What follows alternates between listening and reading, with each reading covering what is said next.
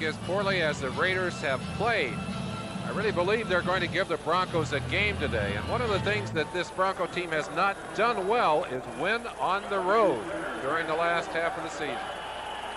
And in fact, they've lost all but 1 of 8. That was against the Raiders. It comes down to Vance Mueller on the goal line.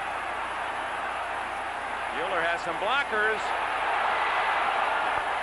He's out to the 27-yard line before Bruce Plummer, number 38, can make the hit.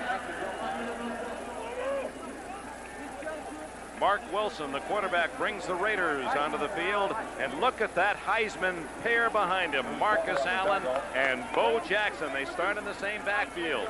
James Lofton now over the 10,000-yard mark in receiving, one of only 6 in history. Dokie Williams starts. Todd Christensen banged up tight end.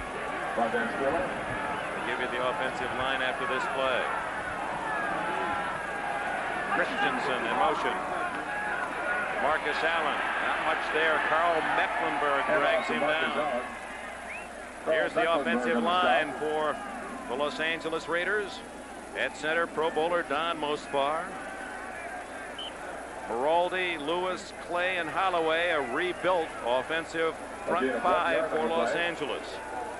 John Clay finally showing some of the promise that they had hoped to see from him, but they have certainly had their problems. This is the 3rd week in a row for that offensive line. They're hoping that'll begin to pay dividends. 2nd and 9. Bo Jackson. He's out to the 38, and apparently a first down before Mecklenburg, number 77, can drag him down. One of the things that the Broncos have had difficulty with, of course, is the running game, and particularly runs to the outside. Mecklenburg in pursuit here. Rulon Jones, 75, also out there, but Bo Jackson showing you the kind of speed that he has to get around that corner and make a fine game, very close to a first down. They will measure at the near sidelines. We've got to believe, Dick, that if the Raiders can do it, they're going to put as much pressure with the running game on this Bronco defense as possible. Well, Denver has not defended the run well at all the last month. A gain of 9 yards by Bo Jackson. So Bo Jackson picks up the first down. You look at the statistics, the Broncos are 25th in the NFL against the rushing game. Now that's pretty brutal, pretty brutal. For a team that has a winning record. Wilson, draw to Jackson, 40, 50. He's all the way to the 38.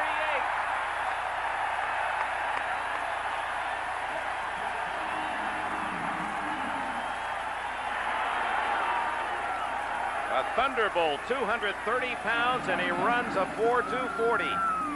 You'll feel like he's coming right into your lap as he just takes the little draw play here, and against the defense that has been stretched out by the passing game, he shows you some of the patented moves that made him a Heisman Trophy winner way back a couple of years ago, but he hasn't forgotten much, I'll tell you that. 25 yards on that play. First down inside the 39. Marcus Allen. They continue on the ground, but Allen bumped out of bounds by Mark Haynes after a short gain. Here is the desperation statistic that Dan Reeve has had to digest the last 4 games. Throw out the Detroit game when they shut out the Lions. They give up 197 to Minnesota on the ground. Buffalo rushes for 258. The Bears get 146, and look at the average per carry. When you are allowing that many yards on the ground, you're having trouble ever getting a team in a situation where you can put a squeeze on their passer. Play action becomes very effective. That's something the Raiders would like to do today. Wilson is yet to pass, and he gives it to Jackson again. He's brought down at the 34, where it'll be 3rd and long. Let's look at the defense of the Denver Broncos. Andre Townsend, Greg Cragen as the nose, and Rulon Jones, the defensive right end and best pass rusher. Simon Fletcher, Mecklenburg, Hundley, and Ryan, the backers.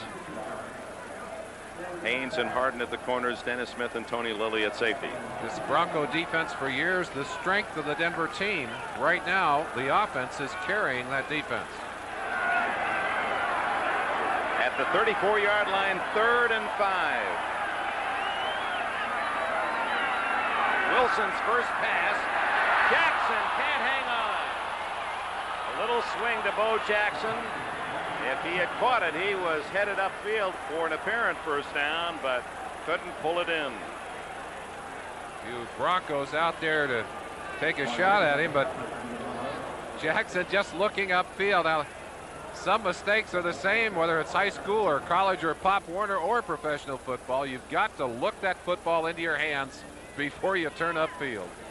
On 4th and 5, some confusion in the huddle for the Raiders. And apparently they're going to punt the ball. It's out of Chris Barr's range for a field goal, and Stan Talley. And they're not afraid to take a 5-yard delay of game penalty here since they are so close. But Talley will aim it toward the far corner. Will he hit the coffin corner? No. Touchback. Touchback. Touchback. And the Broncos start from the 20-yard line. Well, the Broncos and John Elway have the ball for the first time at their own 20-yard line as the Raiders move well on the ground. Dick Enberg with Merlin Olsen. We welcome those of you who have just seen the New England Patriots shut out the Indianapolis Colts 24-0. Here, no score. Denver getting the ball for the first time on a punt into the end zone. They start on the touchback, and they pick up 5 with Sammy Winder on first down. Here are the Broncos, led by John Elway, was absolutely brilliant on Monday night in the win against the Bears up in Mile High Stadium. Sammy Winder and starts the game, but Steve Sewell, number 30, is expected to play a lot. Vance Johnson and Mark Jackson, the outside youth and speed. Clarence Kay, the big tight end, stuttered on his 32nd birthday. Happy birthday, Dave. Bishop, Freeman, Humphreys, and Lanier, the offensive line.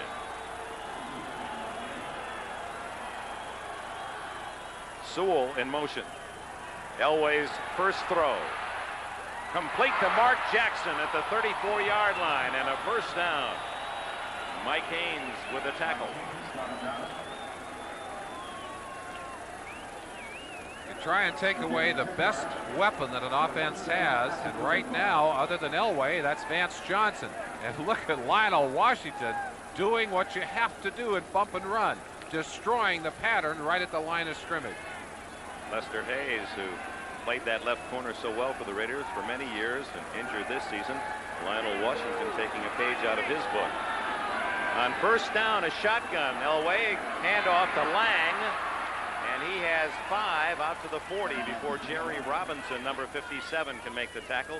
Here are the Raiders. Howie Long, the great All-Pro, Bill Packel, and Sean Jones. Jones, the best pass rusher. Lyndon King, a change in the Raider linebacking core. King moves outside and Jerry Robinson inside. Matt Millen and Rod Martin completes that quartet. Reggie McKenzie is injured. Washington, Haynes, Turan, and McElroy are the deep backs.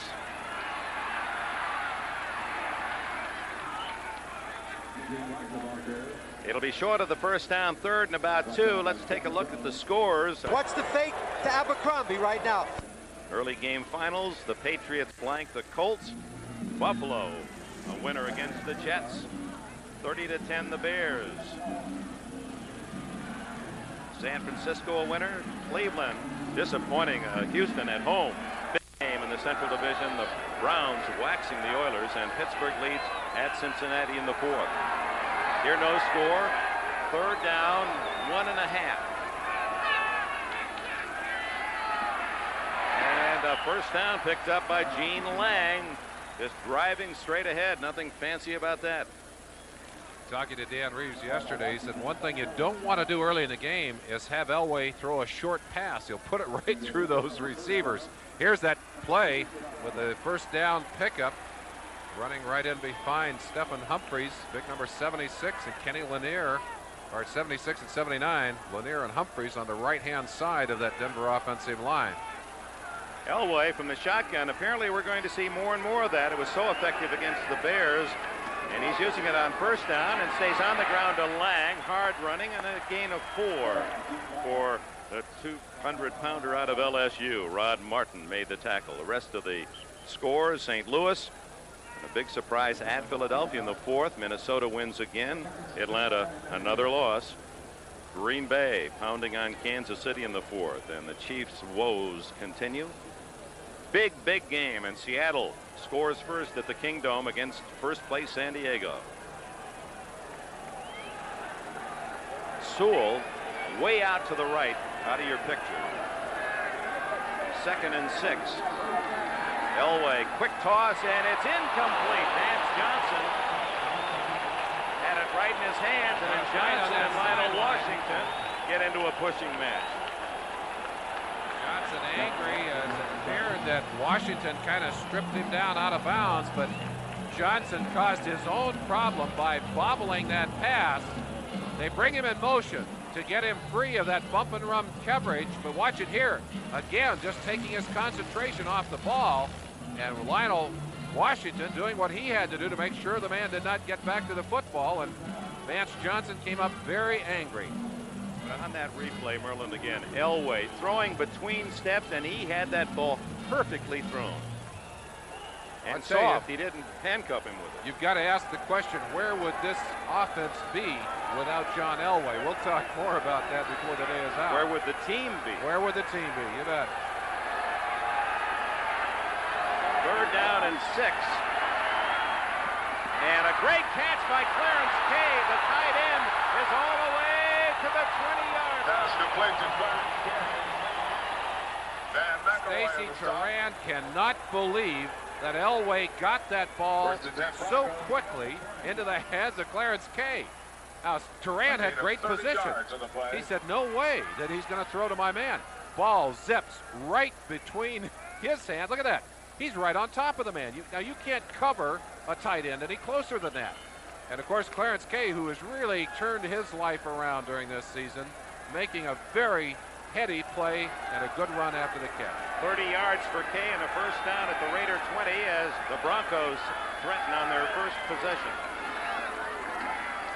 Steve Sewell, nothing. Well covered. Washington and McElroy from the secondary come up to support Matt Millen.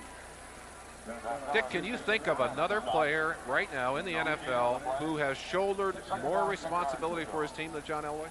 And we said it last year as well, that he is the single most important player on any team in the NFL. I think Dickerson probably last year might have been able to compete, not so this year. Marino certainly is important to his team, but I don't think of anyone that carries as much of the load as John Elway.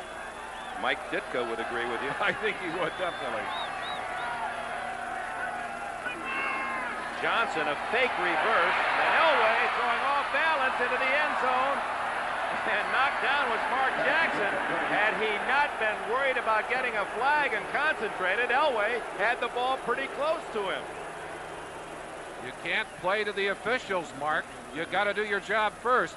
Watch the faking here. Good fake of the reverse play, freezes the defense momentarily. Elway seeing a man not open at the beginning, and Jackson not looking for the ball. Coming up, I think you're right. All he has to do is get his eye on that ball. He had a chance to catch it. That would have been a remarkable reception. Had he made a dive forward, he would have had a chance to get his hands on it at least. 3rd and 10. Shotgun again.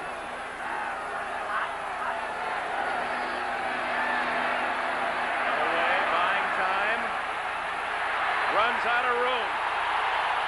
Oh, he's still alive. No, the whistle blew it dead back at the 32-yard line. Grasp and control. Grasp and control. Runner down right here. 4th down. 4th down. Verifying that he was in 4th grasp down. and control. Yeah. And of course, you got to remember this rule was made to protect the quarterbacks. Unfortunately, a quarterback as strong as Elway, with the size of a linebacker or a small linebacker and the running ability of a running back, gets hurt by the rule because he's strong enough to pull out of those tackles.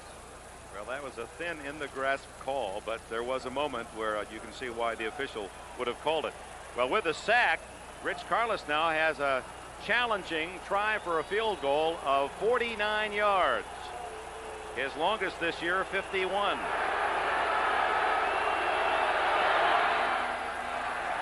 He's got it, and he got it by a good 8-10 yards. Carlos from 49.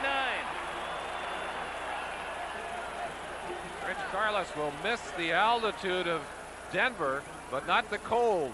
Boy, when that ball gets cold, it's like kicking a rock. Beautiful weather here today for this football game, and Carlos really got that bare foot flush into that football. Oh, that's pleasant to the puppies, this 80-degree sunshine, and he hit it a good way.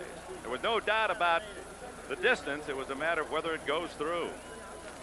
So the Broncos take the ball on their first possession and march from their own 20-yard line and convert a 49-yard field goal thanks to Rich Carlos. Let's look at the AFC West coming into this week's play. San Diego, the surprise team, perhaps in the entire NFL, with the lead, playing at Seattle. Seattle with a win will really tighten things up, and they're favored to win at home in the Kingdom. Denver sitting at 5-3-1. That tie to Green Bay could be critical down the line. And the Raiders 3-6, losing 6 in a row, and then Kansas City. Now within the division, Merlin. You look at the divisional standings, you see that San Diego has already lost 1 within division, Seattle 1, Denver 3-0. But again, Dick, that tie probably takes the importance of some of those divisional games out of there. Here's Carlos with a kickoff. Mueller will come up to grab it at the 8-yard line. Get the handle on it, Vance. And he's out to the 27-yard line. Let me just finish that thought. The importance of those games within the division is that that's the first tiebreaker. Head-to-head first and then divisional record. But when you've got a tie on your record, that kind of takes you out of that sequence. That's the reason that 3-0 is not quite as important as it might be in other years for Denver. Mark Wilson brings his offense into play with 6:07 remaining in the opening period. And the Broncos with a 3-0 lead. In the last 8 years, there's never been a split in this series. 4 times the Raiders have swept, 4 times the Broncos have swept, and Denver won the first game this year. Not these same 2 teams, however, Nick. Oh, good Jackson. play. Well, that very nearly intercepted, and Jackson able to rip it away and pick up some decent yardage. We talked about the importance of a John Elway, and of course one of the major problems for this Raider team has been that quarterbacking situation. Mark Wilson stepping in to start last week, had a pretty good ball game. Here he is again in this situation, just throwing the little outlet pass there. He does have good touch on the football and showed it there. 2nd and 7 when it appeared that might be a loss. Vance Mueller has replaced Bo Jackson. And Wilson to throw. Oh, right into the teeth of the defense. That's so close to being intercepted by the Broncos. Ball just kind of got away from him, and he does at times throw that bad pass high. Let's watch Jim Ryan, number 50, leader on that Bronco defense, getting back into coverage just barely over his hands. And Todd Christensen saying, "Was that to me?" It was really badly thrown. 3rd and 7.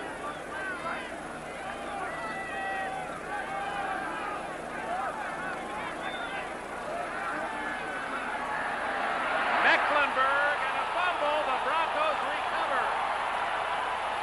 Number 56, Michael Brooks, falls on the ball as Mecklenburg from the blind side jars Wilson, and the ball falls right into the lap of the linebacker Brooks. One of the things this Bronco defense has really not done very well this season is to put pressure on the quarterback. They did get a couple of key sacks right at the end of the game last week. And here they are with a turnover off a sack. Watch Mecklenburg right there. The blind side for Mark Wilson. And again, we'd have to say the offensive line of the Oakland Raiders with so many new faces. The Los Angeles Raiders, where did that come from? So many new faces in there. Really having trouble trying to protect their quarterback. Brian Holloway over on the outside, and no help from the running backs. Elway, leading 3-0, takes over at the 24 of Los Angeles.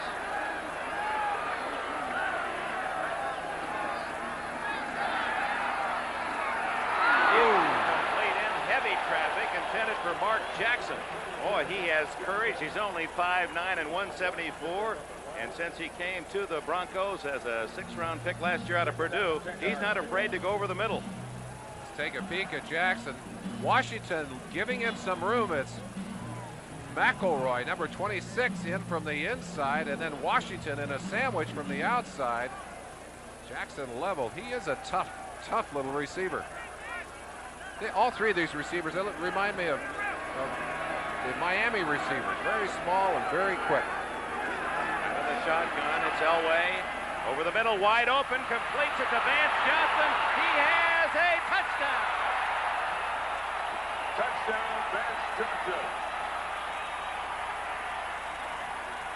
Just before the game, Johnson came onto the field with VJ Day painted onto his shoe with a magic marker. Vance Johnson Day. Well, he certainly has started out by making it a VJ Day here with a fine reception and a touchdown run.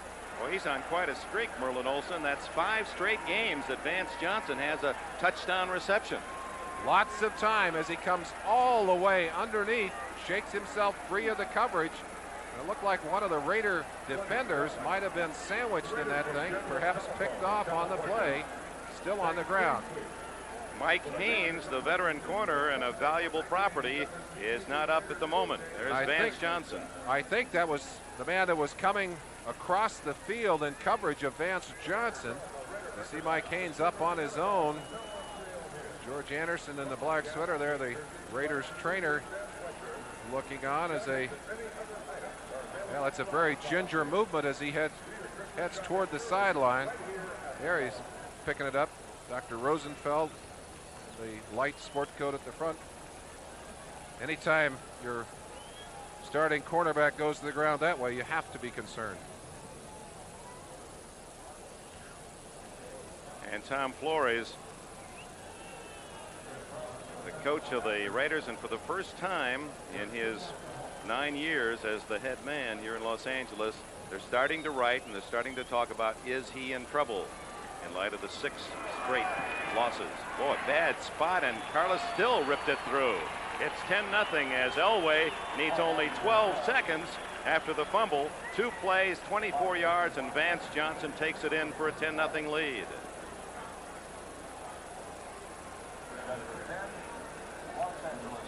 John Elway with his 12th touchdown throw of the season. And I've got to do my job.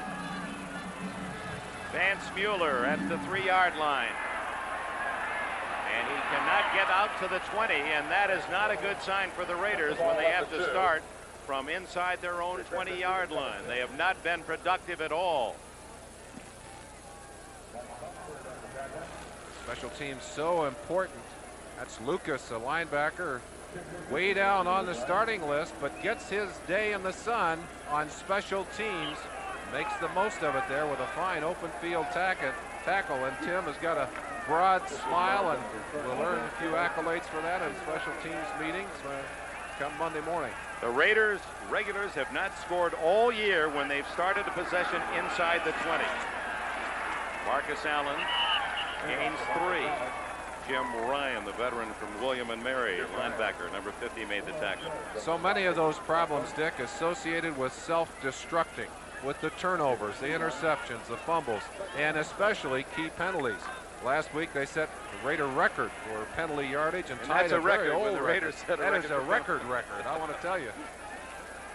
186 yards last week at San Diego. 4th highest total of yards penalized in NFL history. Wilson has a man wide open. James Lofton, the veteran, is out to the 35 and a first down. Tony Lilly with a tackle. Lofton, acquired from Green Bay, has 18 catches and that flossy average again, averaging over 22 yards a reception. Lofton will find himself covered by linebacker Ricky Hundley right there, just flowing into a little open spot in that zone, finding some room. 22 Tony Lilly up to make the stop, but that's a very nice game. Whoops, a broken pattern. Wilson had no one to hand it to, and he slides out of bounds at the 36-yard line.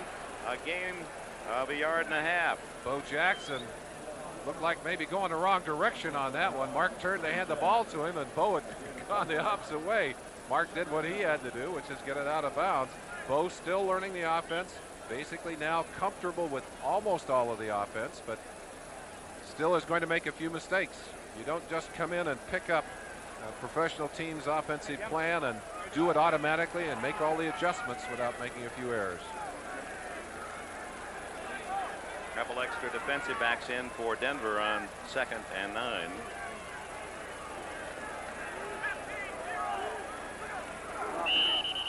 too much time.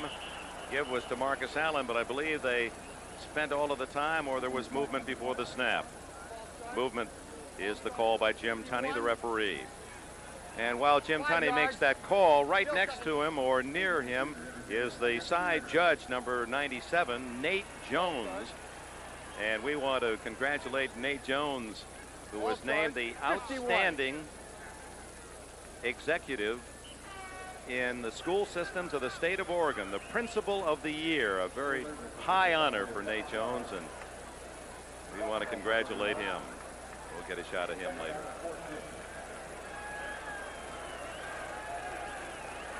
I'd like to welcome those of you who have seen the Cleveland Browns and Houston Oilers, 47 Browns. Here, Marcus Allen fumbles, but the Raiders recover. Denver Broncos lead 10-0, took their first possession downfield, and Carlos hit a 49-yard field goal. Then Mark Wilson with a fumble at his own 24.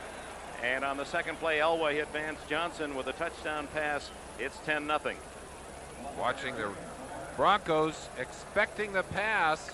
Mike Harden diving in. Looked like he may have slapped a hand to that football. Popped out of Marcus's hand, but Raiders alertly get their hands back on it. Bo Jackson, his Heisman teammate, and we're going to see those two in the same backfield often today. And they're there now behind Mark Wilson. Mecklenburg, who forced the fumble but set up the touchdown, gets to Wilson again. As he walked around Holloway, the left tackle. They placed Mecklenburg way on the outside. Watch him here, firing from the outside as he's going to come all the way around. We turn him loose here. A little slow getting off the ball there, Carl. There he goes. Just rolls. A little spin move on Holloway. Left him standing and leveled Mark Wilson from the blind side. Mecklenburg with a couple of big defensive plays. Stan Talley is averaging 42 yards a punt. It's Vance Johnson back at the 22. A dying spiral, tough to handle, and it'll go out of bounds around the 30. So with 2 minutes and 22 seconds remaining in the opening, Al Davis took over here, and they're not off to a good start today. They're off to a bad start here, and certainly showing the kind of problems that have given them fits. Turnovers, mistakes, errors, and lapses on defense. Here's the reverse. It goes to Ricky Nattiel. And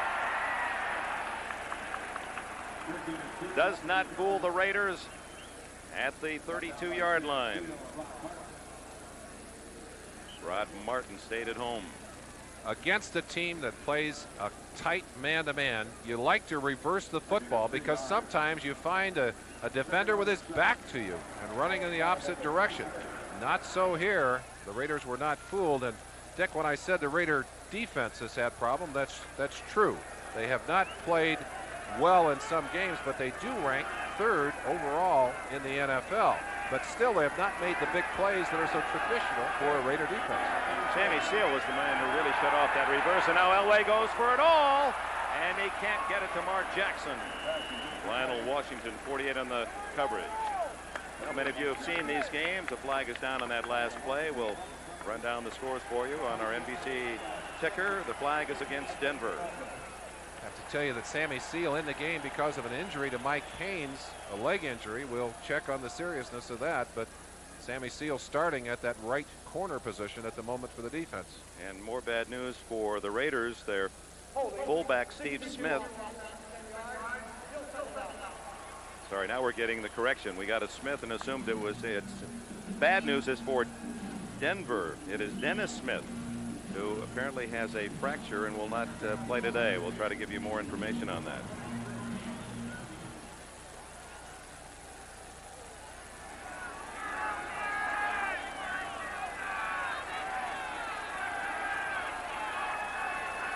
Second and 17 for Elway. And it's Gene Lang back to the 30, where the Broncos will look at third down and about 10.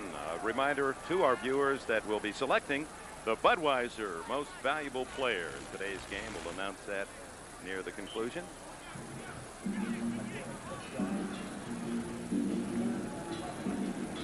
John Elway. We talk about the two Heisman winners in the backfield, Jackson and Marcus Allen for the Raiders. He was second to Mike Rozier in the Heisman balloting as a senior at Stanford.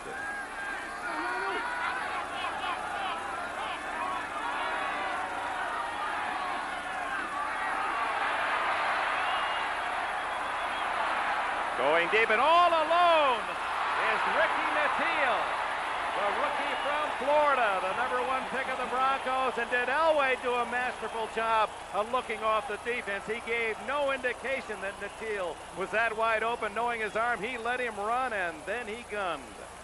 Elway so masterful at getting enough time to allow these young receivers to get off the ball. And of course he's going to test Seal over on that side. Nattiel saying, my man fell down. Get that football out here.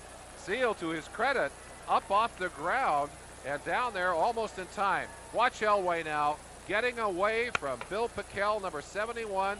Stutter doing a good job on Sean Jones, but then Elway just airing it out over the top, right over Sammy Seal's head. At the end of the first quarter.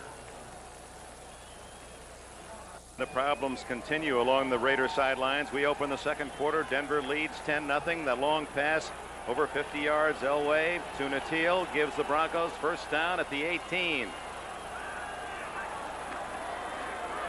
Steve Sewell got a little extra with that vault. He's inside the 15 to the 14. Gain of 4. Jerry Robinson and Sam Seal with the play. Here it's 10-0 Denver in the Coliseum, Los Angeles. Now to NFL Live in New York. All right, Dick, reviewing some of what happened earlier today. This was part of the Bears' 30-10 win at Soldier Field over the Lions. Dennis McKinnon latches onto a 31-yarder from Jim McMahon. McMahon suffered a concussion in the first half, left but returned to play in the second half. The Bears are 8-2, the Lions 2-8. All right, Bob, here in Los Angeles, the Raiders need to come up with something special, or they're looking at a possible rout at the hands of Elway and the Broncos. Look at the time for Elway. And he finally throws it away. Clarence Kay is tied in, the closest man. Elway will take all the time you'll give him, but he does have a feeling of knowing when it's over. And you saw him just unload it out of bounds. There are the statistics. Broncos without a great deal of rushing yardage. The Raiders have done pretty well in that department, but look at the difference in passing.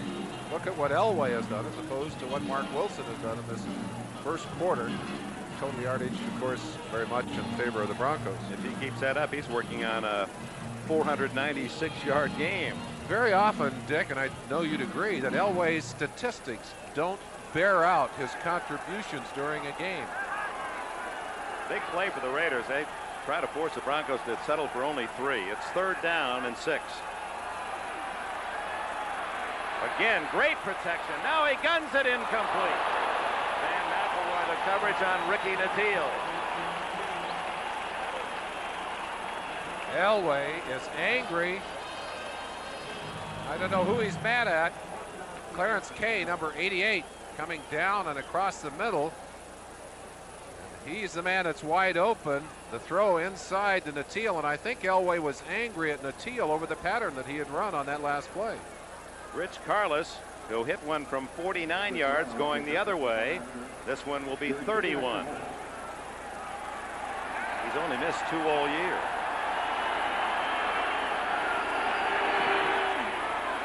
And he slides that one through. So Rich Carlos is 12 for 14. It's all Broncos thus far, but for the Raiders, at least they're within 2 touchdowns. See him in Los Angeles. Dick Enberg with Merlin Olsen. Just a half-minute gone in the second quarter. Rich Carlos with a couple of field goals. Denver leads 13-0, and this kickoff is sponsored by Budweiser, the king of beers. Carlos to hit it toward Vance Mueller and Doki Williams of the Raiders.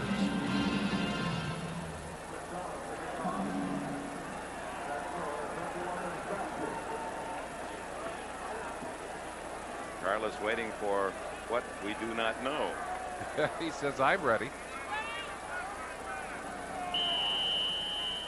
That whistle that beckons the kick is sounded. Doki Williams from the 2. He's got speed. Got hand extra extricate himself from that good coverage by the Broncos. Stopped at the 13-yard line. And Tim Lucas, 59, angry. Thought he might have been pushed in the back. Complete the information on Dennis Smith, the brilliant safety of the Broncos. Broken forearm. Not good news for Denver. Slow starters. Since the veterans returned from the strike, the Raiders starters have put 1 touchdown on the board in 6 games in the first half. And look at that combined scores, as they have really had a horrible time getting underway. They trail 13-0. Mark Wilson off play action, throws underneath to Bo Jackson, and he's drilled at the 18-yard line. The Broncos with a 13-0 advantage. Let's go to Bob Costas. Joe Montana and Jerry Rice back at it again. Jackson picked up about 4 on that first down pass. Marcus Allen gets outside and finally bumped out of bounds with a first down at the 27. Tony Lilly was the last Bronco there. Marcus had a 44-yard run last week versus San Diego, and I'll tell you, he can get you. And certainly with Bo Jackson teaming him that backfield, hard to zero in on just one guy. Good job by John Clay, the big rookie tackle, as he pulled out in front to lead that play. Marcus Allen, the NFL MVP 2 years ago, and he's really won some more fans here in Los Angeles. The way he's accepted his role with Bo Jackson, he said, I'll play fullback, I'll block, just let me know. Here's Jackson. And he's dragged down at the 31. He's almost doing a defensive player a favor when he decides to stop and go laterally. I imagine, Merlin Olsen, you'd love that when a big guy, you didn't want him coming right at you. He is a powerful man. If you look at the size of those big thighs and good solid calves on him, I'll tell you, he is all physical specimen. He can run over some big people and make them hurt. What's your collar size? I wear about a 18 now, 18 and a half. He has a 21. Yep. 2 sets of shoulders. A yoke. Yeah. Up the middle and nothing there for Allen. Shut off by Rulon Jones. Number 75. The Broncos love to slant and slide those defenses. Bring it inside, number 71. You see them all sliding to their left on that particular play. And Rulon Jones, number 75, able to come all the way inside from his defensive end position to meet the ball carrier almost at the line of scrimmage.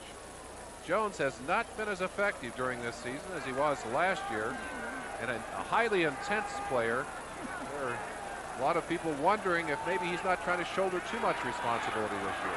3rd and 2.5, incomplete, and Todd Christensen, 2 men on him, and the ball wasn't near him anyway. Todd Christensen having some troubles today. You hear the boos.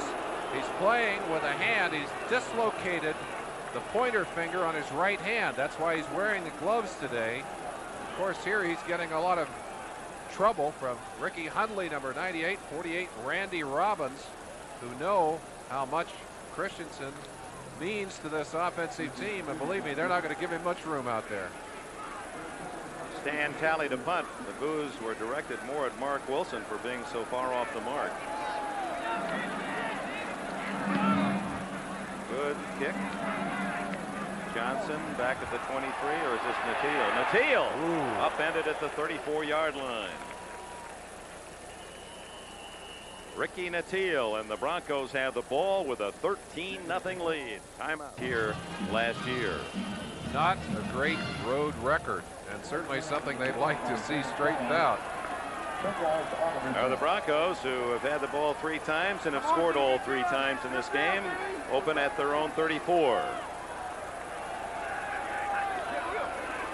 Ooh, good play defensively. Steve Sewell did not have a chance to even get near the line of scrimmage as Howie Long just buried the inner blocking. There's Gerald Wilhite, who had that severely fractured ankle leg at Minnesota when dragged down from behind by Joey Browner. And now the news, Dennis Smith out with a broken forearm today. Mike Haynes, they x-rayed the arch. It's not broken. He may be able to return. Jeff Barnes, the Raider linebacker, severely sprained ankle, out for the game.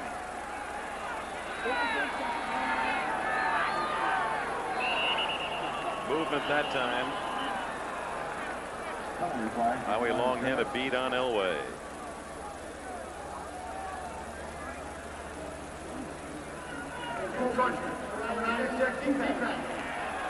Malcolm Taylor, defensive lineman, charging off side. Field is actually in pretty good shape, Dick, considering what it could be with that big UCLA USC game here yesterday and 2 U2 concerts here in the Coliseum during the week.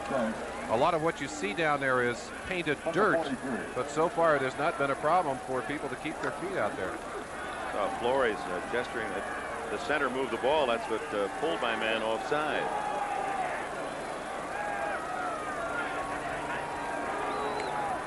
Dean Lang shooting up the middle was 1 block away from a big gainer as McCall and Long made the hit. Mike Freeman starting in on the center job there, having real problems with Bill Pickell. The other late games, the battle up in the Kingdom, Seattle leading the first place Chargers, and the Giants have a 7-3 lead down in New Orleans, where the Saints, boy, they're aglow with a winning season in the works. Something they've never enjoyed. They're absolute first. Elway out of the shotgun again. 3rd and 4. A long 3. And he misses Kay, the tight end. So for the first time, the Broncos bring their punting unit on the field. Mike Horan averaging just under 40 yards a punt this year. Sigh of relief from the Raiders sideline. They have not been able to slow Elway and the Broncos down a great deal during the first half of this ball game. At the other end, Chris Woods, number 88 for the Raiders. He's at his 15. Ooh. Just got that one away. Woods. Oh, was he hit? He didn't take the fair catch. And Jim Ryan. Oh, my. Nearly a big play as Greg Townsend came very close to blocking that punt. Then things turned around. You've got to wonder how Chris Woods held on. Watch the shot he takes here from 50. Ryan. Oh, that even in hurts. slow motion. Ooh.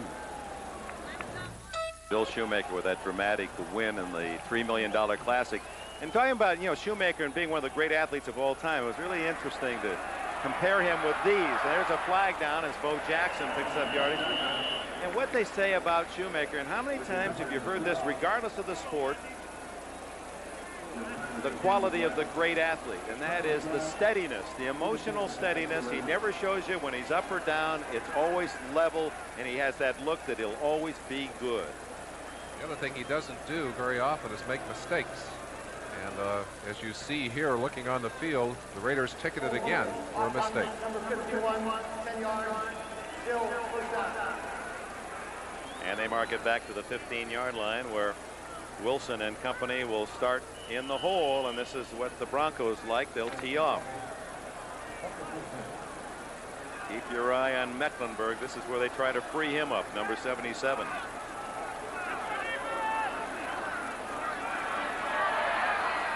Marcus Allen on the screen. Out to the 25-yard line. Fletcher and Mecklenburg tacklers. Dick, this defense is not really the powerful kind of defense that we have associated so often with the Denver Broncos. It's a defense in transition. Joe Collier rebuilding this defense.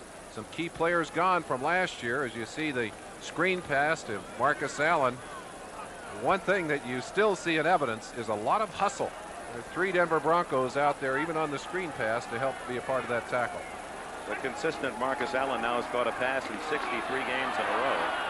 Underneath to James Lofton, and that'll be good for a first down. And this quiet Coliseum crowd has a chance to try to help the Raiders along.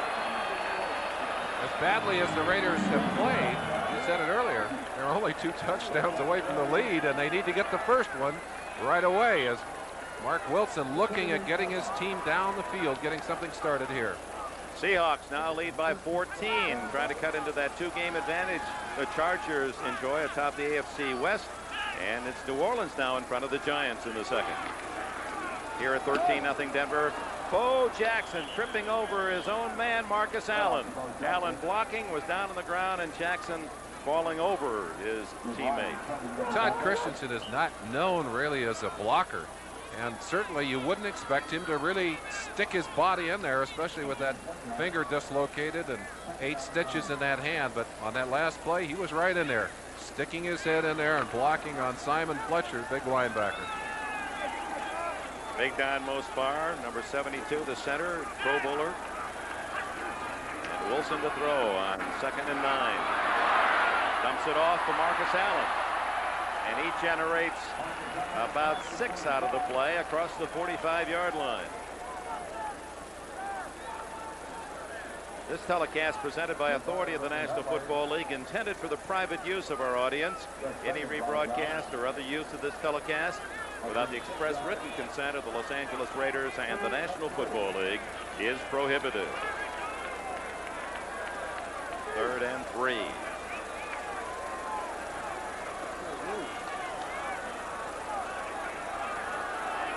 Plus 1 costly fumble when he was blindsided that led to the only touchdown of the game, Elway.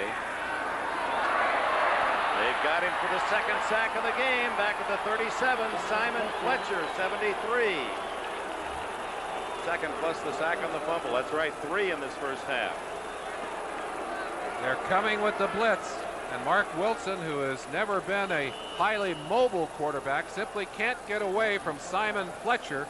But you saw an awful lot of white jerseys in there, and that's one thing that this Bronco defense has never been afraid to do, and that's to come after a quarterback, especially one who is not known for his mobility. Stan Talley, the punter, on with Vance Johnson back at the Denver 19.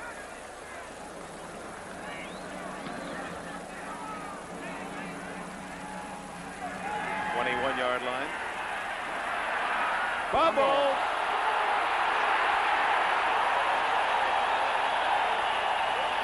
Los Angeles gets its first break of the game.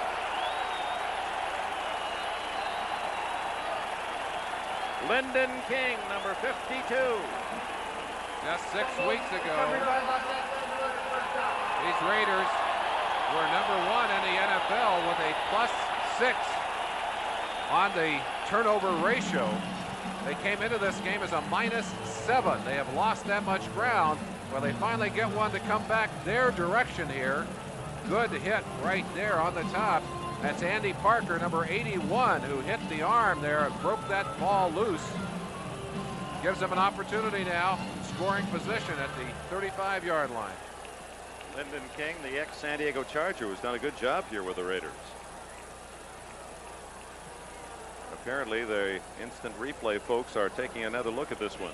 At the 35-yard line, if it belongs to the Raiders. Certainly no question about when that ball was out of the hands. It was popped free very early.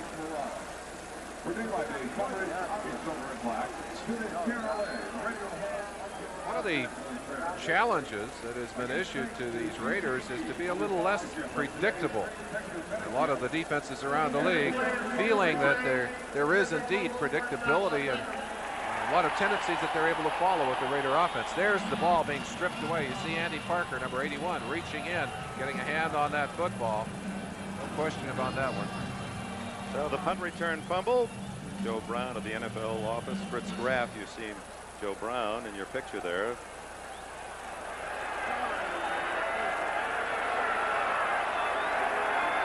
Marcus Allen in motion. Oh, look at this, a little reverse. He's got running room. Bo Jackson. Oh, look at him right over the tackle. Oh, Jackson, touchdown. Oh, my.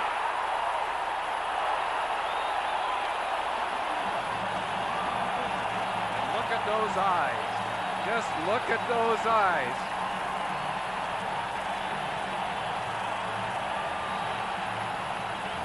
His first NFL touchdown, and look at him run over Mike Harden. Beautiful block by Holloway, 76 right here. But there's the power we talked about. That's one that Harden won't forget for a long time. Boy, that'll turn boos to bows in a hurry. And suddenly the Raiders are back in the game on his initial NFL score. A very impressive rumble. Barr adds the extra point, and we have a new game. Just to recount, only the second touchdown in the first half by these Raider regulars in the last 7 games now. That's a play the Broncos didn't see on film. A new one for this game, and it pays off. Just heard someone with a voice much like yours say that the Raiders were trying not to be so predictable, and they throw that play in. Well, they certainly weren't on that play. That's a new one, and caught them unawares. You were right on that, and Jackson has a 35-yard touchdown. It's 13-7. Vance Johnson. He stopped inside the 20 at the 18-yard line. Vance Mueller, number 42. NFL rankings for the Broncos and the Raiders. Just look at the total percentages on the outside, where they rank in the league. The Broncos on offense, the number 2 offense in the NFL, and the Raiders, surprisingly, that is surprising, number 6. The Broncos 16th in defense, the Raiders 3rd. But remember, these are yardage figures, not score, and the Broncos tend to give up a lot of yardage with their style of defense. A lot more in the way of points than they'd like to recently, too. But if you looked at those statistics, you would think it would be the Raiders who are 5-3-1 and the Broncos 3-6. Elway unloads. He's got Natil out there. Intercepted by Lionel Washington. Good coverage.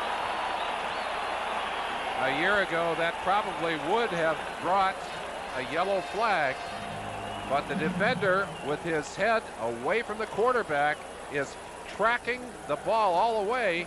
You see him going up right there to get a hand on that football, and really that's one rule, and one of the few in the last 4 or 5 or maybe longer than that years that has helped the defensive players instead of the offensive You've been players. noting that, haven't you? I've noticed that, Dick. With 6 minutes, 9 seconds left in the half, a 13-7 Denver lead. Elway again using that mobility, and what a catch over the middle by Clarence Kay, the tight end, and a first down at the 30. A few years back, when you got ready to play these Denver Broncos, you'd say, don't worry about the tight ends. They don't catch the football. Not true anymore. Clarence Kay having a real impact now as a receiver as well as a blocker. He's always been a fine blocker, has become an excellent receiver. Kay's second catch today. He has 20 on the year.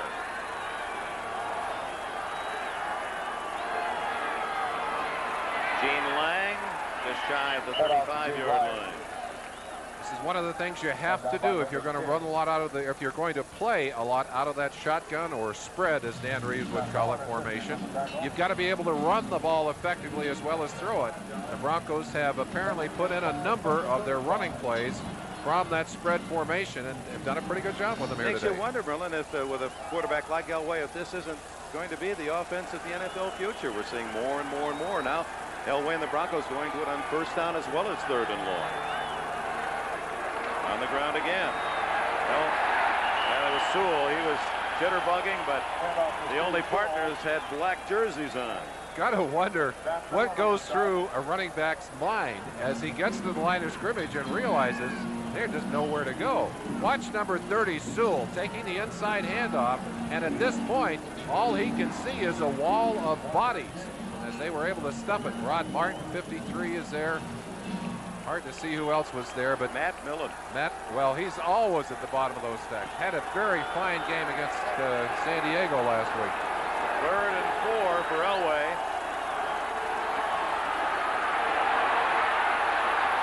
Oh, he ran into his own man. He's still on his feet. And there's Sewell, a first down at the 49. How do you do, John Elway? And Sewell is cracked hard. One of the players that the Broncos worry about because he's an upright player. He's a big target, Dan Reeves' words. But let's look at what Elway does here. This is what separates him from so many other quarterbacks in the league. Such great dexterity physically as he just pulls himself out of a certain sack and gets out to make the throw to find the open receiver. There's the hit. Looked like kind of a whiplash on the ground. By the way, here's the shot with Robinson. Whoop. Now we lost him there. There's the collision. Now we're back to live action. Gene Lang picking up about 8 yards. If we can still go back to the play, the first replay where you see him over the middle. That was exactly the play there. As Sewell comes out of the backfield, gets knocked down. Here it is. Now watch what he does. He gets knocked down by Jerry Robinson. Now as he gets up, he's lost the buckle on his chin strap. Look at that. He's getting that back. Okay, now I'm ready to go. And then he gets into the pattern, makes the catch, and apparently looks like he might have been hitting his shoulder or neck there as he went down. Well, maybe in the mouth. It looked like it maybe caught a knee as he went down. Oh! Gene Lang on his way.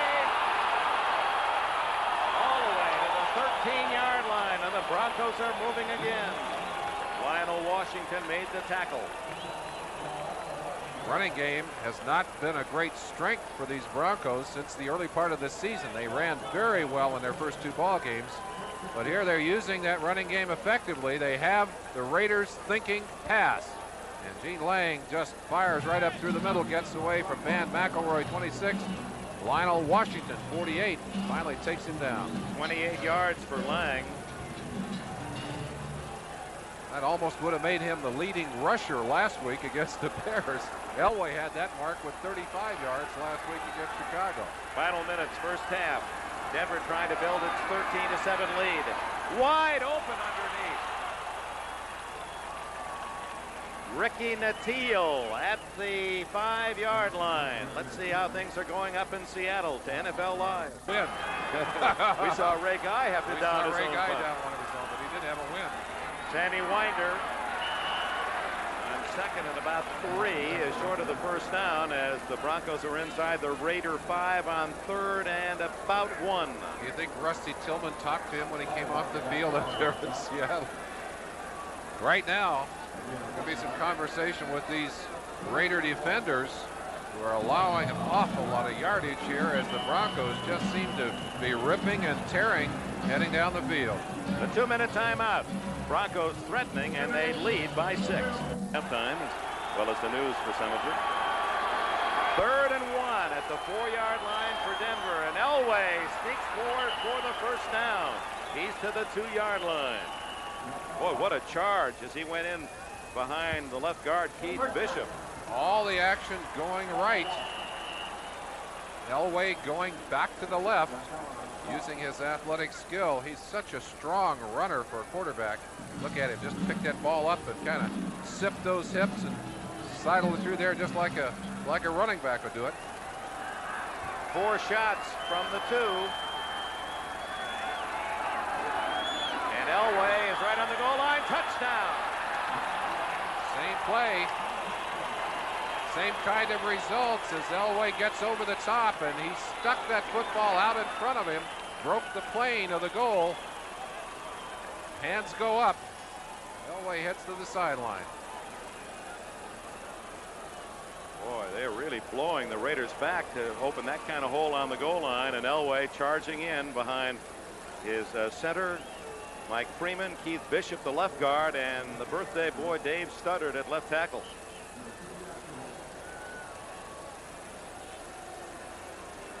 It was a very impressive 82-yard drive by the Broncos when the Raiders had some momentum.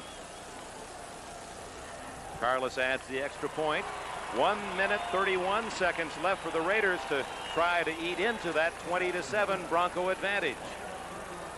I think the one thing that really surprises me most looking down on this field today is how unemotional in the offensive line, and you have a mobile quarterback like an Elway, you cover some of those problems. If you don't have that mobility, they magnify for you. I'm going to ask you what, after this kickoff, trade Elway for Wilson and put them on different teams. How would that impact these two teams? Whoop! Mueller from the 6. And he's able to get it out to the 20. Boy, he did make amends all the way to the 27-yard line. Vance Mueller from Occidental College, where he was a long jumper of some 25 feet. And after making a mistake, he almost turned it into a long play. Tim Lucas made the tackle. Rush of adrenaline. I'll tell you, he's panicked at that moment. And there's some extra energy that goes in, and very often you see that. The timing broken on the play, and a little superhuman effort there from Mueller to get them fairly decent position. 1 minute 22 seconds remaining in the half. The Raiders have all 3 timeouts. Bo Jackson and Marcus Allen, with Bo Jackson into the pattern.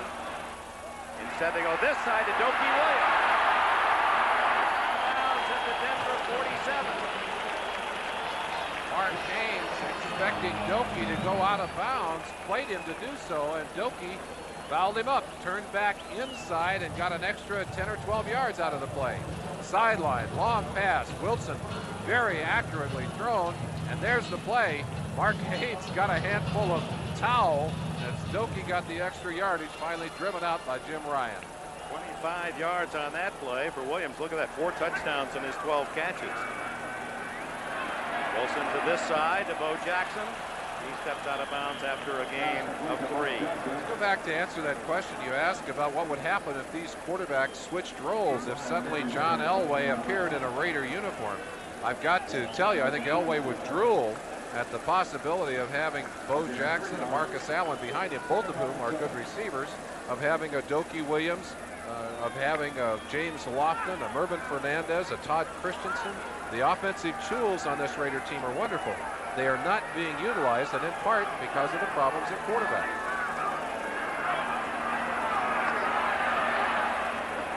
Good throw there as Lofton in traffic takes a hit from Randy Robbins playing for the injured Dennis Smith, but it's good for a first down. Let's flip that equation the other way and ask what would happen if suddenly Mark Wilson were to be quarterbacking this Bronco team. Wait a minute, I just heard a collective thud. There are tens of thousands of Denver fans who just fell off their couch with that rhetorical They said, please, thought. don't do this to us. Huh? Well, that's exactly We're it. not being nasty on Mark Wilson, but who would want to trade Elway anyway? Probably Merlin, I'm not saying this without thinking of it. I can think of only one coach, if he were honest, who wouldn't trade his quarterback straight up for Elway, and that's Marino and Shula. I think so. I think you're right, accurate in that. I think Shula is very happy because of what he has built down there in terms of a pass offense with what Marino can do, which is substantial. But I think well, and the other, what about Buffalo? Now, there's a possibility that Kelly might be that same kind of quarterback, but right now, I think those are the only questions that would be asked around the league. The rest of the coaches would say, yeah, send him Red Rover, send Elway right over. If we look at John Elway, NFL Live, Bob, Ahmad, and Paul with a look at this day's activities in the National Football League. And as exciting as it is to see what Elway can do for a team, the one thing that would frighten me as a Denver fan, as a Denver coach, even as a member of that offense, is what would happen if suddenly Elway were to be injured. It certainly would be a devastating blow, perhaps a crippling blow to their chances in the playoffs. In fact, no question about that. I don't even think we have to say that. Wilson, meanwhile, trying to get something for the Raiders with exactly a minute left in the first half, trailing 20-7. Dumps it off to Marcus Allen, has some blocking. 20, 10, out of bounds at the 1-yard line. Marcus Allen, a zigzag effort as he meandered down the far sideline. And it's first and goal for the Raiders. Let's give Mark Wilson and this Raider offense their due. They put together an excellent drive in this 2-minute time. Mark getting that ball into Marcus's hands, and oh, what a fluid runner he is. Almost over that end line. Haynes saved the touchdown, first and goal. 31 yards on that play. Bo Jackson. NFL touchdown. There's some emotion. There's a little of that fire. More than anything else, what these Raiders have to rekindle if they're going to put themselves back in the winning race is the kind of confidence that they used to exude when they walked onto the football field and said, we're winners, and look out, we're going to take this game away from you.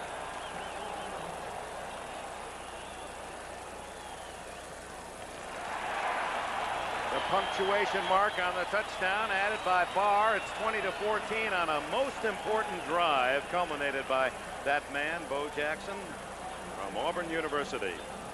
Instead of 27, now they're only down by less than a touchdown.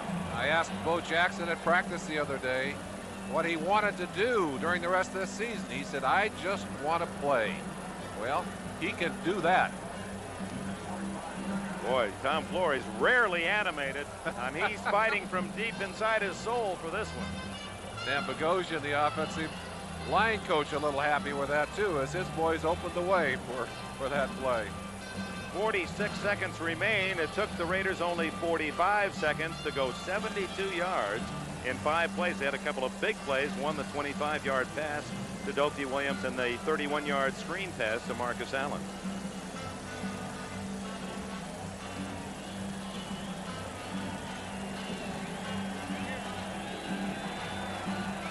It's been entertaining. Ricky Nattiel and Ken Bell are back as Chris Barr tees it up.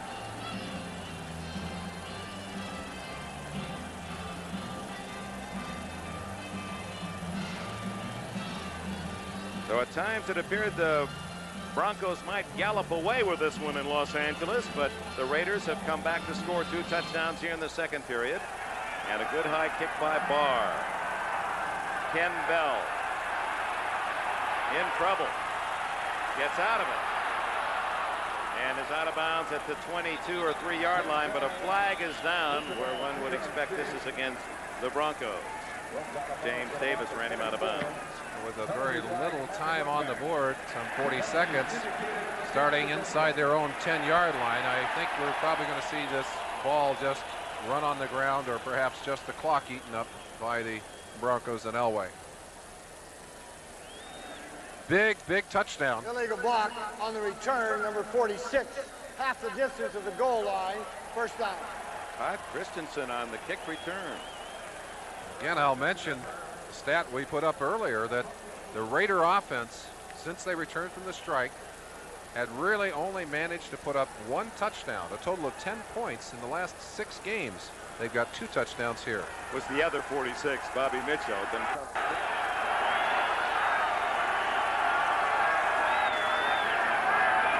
Lang protecting the football as the Broncos try to chew up the final seconds. Down to 30 seconds remaining, and the Raiders, just in case, will call time. Rod Martin makes that last tackle. Seattle at the half now with a 2-touchdown lead over the Chargers, and New Orleans at the half leading the Giants, who are in a do-or-die game every Sunday, by 6. Dick, I saw Al Davis, the managing partner of these Raiders, down on the sideline before the game, and they were running up on the Diamond Vision board high above the stadium highlights of Super Bowl 11, and I had to wonder what was going through his mind. A team that had just lost 6 straight games, a team with so much proud tradition and not much to show for that at this point in the season. And I could see him looking up, and I'm sure going through his head with a question about whether they're going to get back to the kind of dominance that they have had so many times during this Raider history in the NFL. Well, they've not been embarrassed at all in Los Angeles to parade out the banners, commitment to excellence. You could probably count 50, 60 of them around the track today. Commitment to excellence, the Raider theme.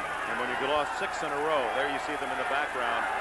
It's pretty tough to kind of look at those squared away if you're an LA Raider fan or player. You keep having the feeling that someone may spray paint those with something else. Final seconds. Broncos don't want to take any chances. And we certainly have a game very much in question at 20-14 at the intermission. One of the things you always sense when a team, and the Broncos certainly have done this, who seemingly have been able to dominate play, do not dominate on the scoreboard. That very often comes back to haunt them in the second half of a game. So Tom Flores, when things seem to be going emotionally bad for him, able to get a real lift by that last touchdown drive, and the Raiders regaining some of the momentum. And Dan Reeves, who was concerned anyway coming in, he said, boy, I don't ever want to play the Raiders when they've lost 6 in a row. But he's in front by 6 at the intermission at the Coliseum in Los Angeles. Then a steady man. And Yes, he that's his leadership technique. Now we see a different Flores at the end of the first half. I think what you're seeing is a reaction by Flores to the needs of this team. They're down, they're flat, they needed to be pumped up, and you see Flores giving them a little of that emotion, even though it's a little out of character for him. I think he knows how important it is. That's one thing the Raiders need a lot more of right now is leadership. That's like the coach who says, I got to do something to stir my team, and I'm going to just round my fist into this door, make sure it's wooden. Budweiser's kickoff on its way. Chris Barr kicks it off. Denver gets the ball first here in the second half. The kickoff sponsored by Budweiser, the king of beers. And Ricky Nattiel is out to the 25-yard line. Boy, Budweiser has been such a good friend to all of us in sports television, and of course prominent yesterday in its support of the Breeders' Cup Classic over at Hollywood Park. John Elway, a real thoroughbred. Counting sheep, eh, Merlin? I bet you got to 7 and stopped, huh? Yeah. What comes before 7?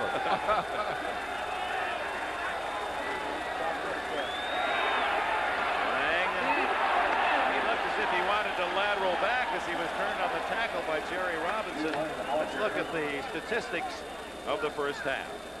Chance to glance down as both teams have done a better job. The Raiders certainly in rushing that football, as you see in the second quarter. Passing yardage has also improved for the Raiders as a result of that long drive just before the half. Total yardage almost dead even at the half. Turnovers equal on each side, and of course the score pretty equal as we start into this second half. 2 fumbles. Each team scored a touchdown after the recovery. Elway in trouble.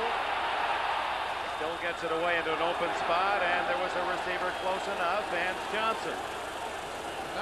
Number 75, Howie Long, who has provided such a spark for this defense over the past years, has not really been getting the kind of pressure that we expect out of him. One reason in this ball game is he's got a couple of guys dogging him out there. Kenny Lanier, Stephen Humphries, number 79. Their job to keep Howie away from that quarterback. But I got to tell you, I didn't see the kind of explosive get-off and the kind of emotional intensity that have typified his play over the last few years. He's come back. He's starting to play better as the season progresses. But I think the Raiders were really hurt more than a lot of teams by the strike, Dick. But occupying 2 men in the play that did allow Sean Jones to get to Elway. Now it's 3rd down and 7. Elway down to 16. Greg Townsend, number 93, his 4th and a half sack this year. Townsend, the fastest of those Raider down linemen. They love to bring him in a pass rushing situation. You need that speed to counter Elway. Townsend will get him from the left side of your picture. Number 93. Watch Elway, who tries to stay in. Pressure from this side from Sean Jones. He had to step up to get away from Jones and stepped right into the rush of number 93, Greg Townsend. That's only the 10th sack of Elway all season. And now Varane to punt. Chris Woods in the other direction. Short kick. Woods, who is a gambling return man. The ball hit him. It's a live ball, and he recovers at the 46-yard line. Just watching the Raiders come out and start this second half, I would bet that there was an emotional charge of some kind in that locker room, because defensively they stepped right out on the field and took charge at the line of scrimmage. They're lucky to avoid a problem here as Woods tried to step away from that ball, had it hit him, and then had to get on it or risk losing it to the Broncos. Let's see now if the offense of the Raiders is equal to what the defense has done here in the second half. 37-yard punt, so the Raiders start at the 46 of Denver, trailing by 6. Bo Jackson. Oh, a runner. 3 men just carried. I don't think those men can run that fast on their own, but what a ride that Jackson gave them. When a player picks up a team, he makes everyone better. Watch James Lofton, number 80. become a blocker here on Tony Lilly, number 22. Well, he just had to bounce him a little bit, set him up, because Bo was there and Bo was ready to carry 3 or 4 of them. That'll pick you up in a hurry. You can feel already an emotional difference on the field for the Raiders. Jackson having a big day, only 7 carries. Here he comes again the other way, and they get him from behind as Simon Fletcher able to get him by an arm, and then Ricky Hundley there to finish him off. The injury to Freddie Gilbert, who had been playing at that left end position, had forced some changes in that defensive line for the Broncos. They had to take Greg Cragen, plug him back in at the nose, and moved Andre Townsend back out to the end position. Simon Fletcher, who played in a down line position, gradually working in to be the kind of linebacker that Joe Collier wants him to be. Second and 11 for Wilson. Christensen, and a good defensive play. No, it wasn't. Now the flag comes in. It's Mike Harden a bit too soon in his contact with the receiver. Mike Harden on the cover. Mark Wilson's showing some patience as he waited on that pass. Pass interference, defense, first down. Watch the end of this play. Contact, as you saw, from number 31 Harden, who is not allowed to go through Todd Christensen. Todd knows those drills pretty well. And he's probably as good as any tight end in the business at that hook pattern where he goes down, turns, and it's almost like a big power forward or center in the blocks in basketball getting position for the rebound. He uses his body extremely well to position himself where that ball can be thrown to him where it's hard for them to get to it.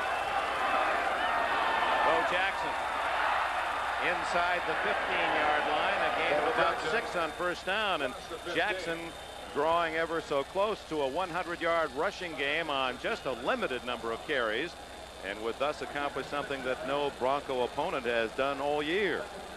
You just feel the energy when you look at those eyes. I'll tell you, there are people who will ask, I think, after a game like this, young man, why did you think you wanted to play baseball? That average over 10 yards per carry. Not this time. Maybe Jim there's Ryan part of the answer, Dick. and Carl Mecklenburg. They were expecting Jackson to get the ball, and they might be assigning a spy to Jackson now to make sure that someone's always with him. He gets a lot of company here as he starts to his right and instantly draws a crowd. Mecklenburg is there along with Jim Ryan, and the two of them put a real hammerlock on Bo Jackson. But I tell you, the problem with focusing in on one back is there's another back there with a 32 on his back that can kill you if you don't pay attention to him. Big play. Trailing 20-14.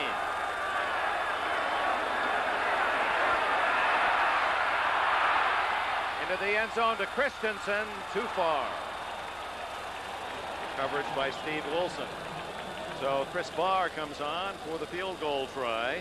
That would cut the lead to 3. I'll just throw this in now because it has been part of the history recently of these two teams. The last 5 times they've played, 3 of them have gone into overtime.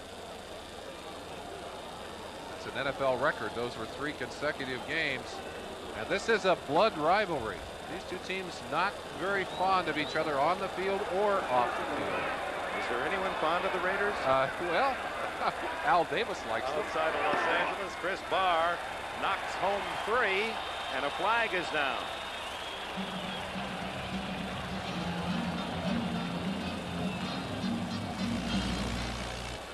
Men on the field, defense. Now that'll make it 4th and 1, and that'll force the hand of Tom Flores. Do you want to try for it on 4th and 1, or do you take the sure 3? Well, there is an old axiom about never taking points off the board, but I'm sure that that's the question being asked. They're going to, well, he said, wave off the penalty. They're refusing the penalty. They're going to take the points. With this much time remaining, the Raiders, with 10:29 left in the 3rd period, will take the sure thing. They'll take the points on the board. I don't blame them. 20-7. Rededicated to giving you the service you deserve. Come fly the friendly skies.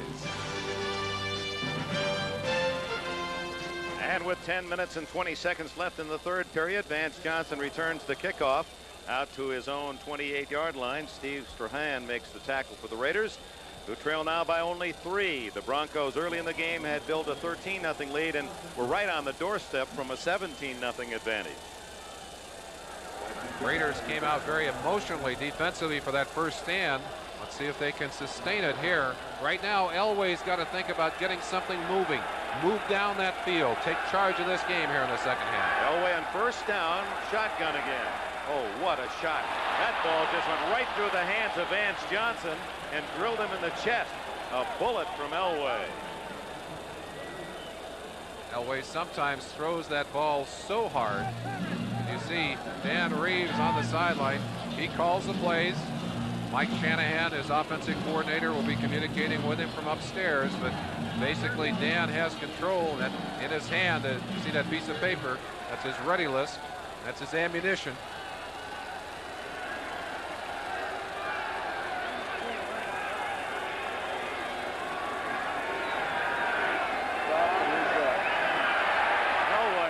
Pressure, gets it off to Jackson, and a flag is down. Jackson at the 44-yard line, wrapped up by Sammy Seal. Seal playing for the injured Mike Haynes, who left the game early with a arch injury. Offense or defense? Holding defense, number 30 is declined. Completed pass, first down. Stacy Turan away from the play on the hold. Of course, Denver will take the play and a first down out at the 49. A timing pattern as Elway has this ball in the air before the back even turned. You see him coming back to the play there as Mark Jackson does a good job. Characteristic of Raider receivers who were taught and have done for so well come back to the football. Charlie Sumner with the headset on there will be calling the Raider defenses from the Raider sideline. Sammy Winder, the tailback, and he gets the toss. And a nice hole for him as he goes to the Raider 48-yard line. Close to a first down. Van McElroy in the secondary with the tackle. Seahawks now lead by 3 touchdowns. San Diego playing without Dan Fouts. And the Giants have regained the lead at the Superdome. Here it's 20-17. Denver over the Raiders with 9 minutes, 12 seconds left, third quarter.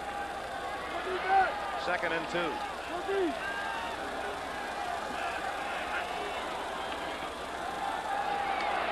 Winder drilled, and for a moment looked as if that ball is going to shoot free.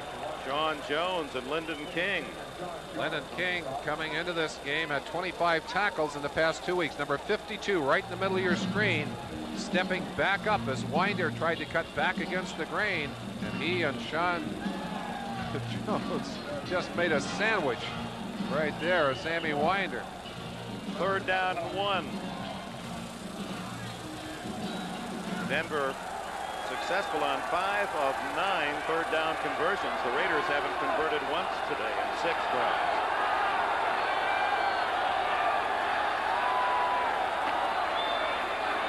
Easily into the 44-yard line goes Winder for the first down. Number 62, Mike Freeman, the center, the new center this week, given a chance to start in there, working against Bill Pickell. Watch it right here. He just do a body slam as he turns Pickell around, locks him up, and drives him to the ground. In the middle of the action, a lot of holding going on that is never seen, but Mike Freeman fighting for his life in there, trying to do the best job he can. Larry Lee has been the starter there the last 3 or 4 weeks after the injury to Billy Bryant, the regular Denver center.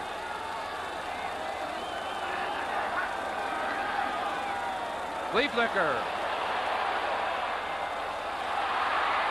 And they threw back to Mark Jackson, and a gain of 8 yards on the play.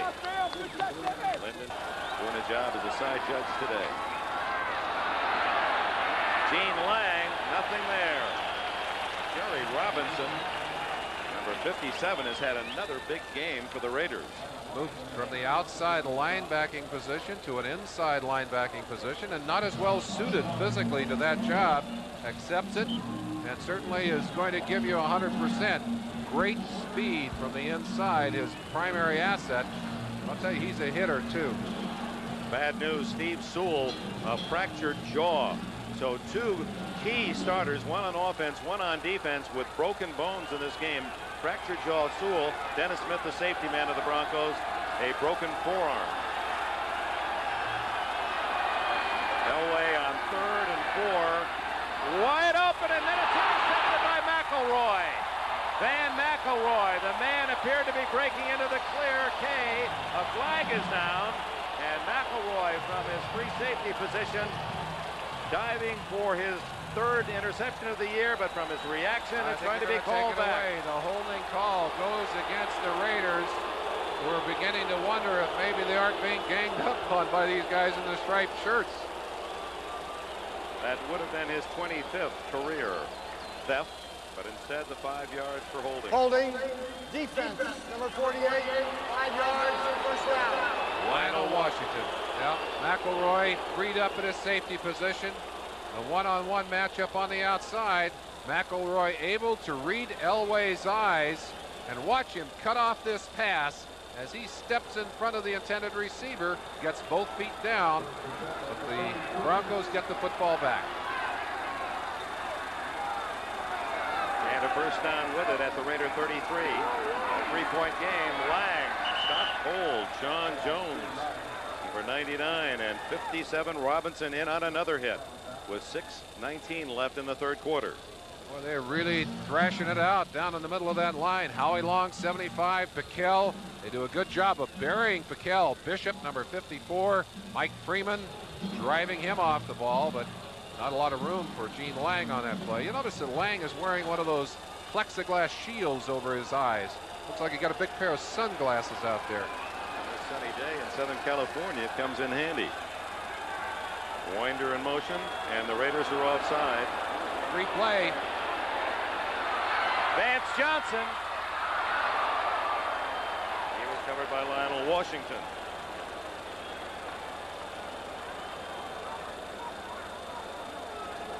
Raiders offside. Elway went through with it. Figured nothing could go wrong for him. It was all good. Such a heady quarterback. He really has grown in his ability to think on the field. He knew it was a free play, and he was going to take it. Elway, who grew up here near the Coliseum, over in the San Fernando Valley. Encroachment, offside, defense, 5 yards, still settled down. Someone doesn't agree with that. Sounded like Lyndon King, number 52, who was arguing. There's Gene Lang, number 33. Let's see if we can't. There it is. There's that. It's like his Darth Vader look. Something out of Starlight Express. That does protect those eyes, though. Out of the backfield. And only a yard gain on the play as Stacy Turan hits Lang and pushes him out of bounds. Well, that's a tough catch. You're running, turning back toward the quarterback, and then you've got to handle one of those sizzlers. You can hear those passes coming. Hey, that's where those running backs and receivers earn their money too, when they have to take that pass and put themselves in a position where they are vulnerable to the hit by those defensive backs. Short yardage unit onto the field. 3rd and 2. Raider fans are starting to get into this one.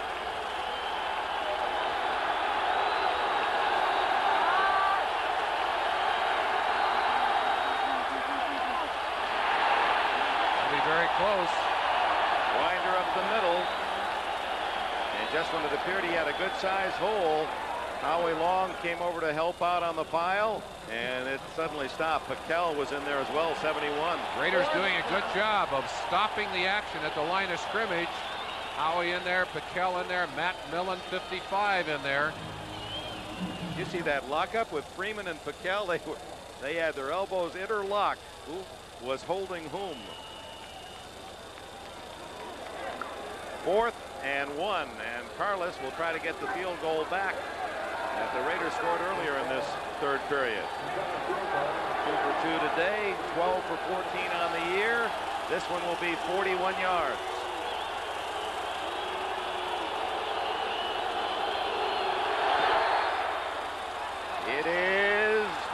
no good.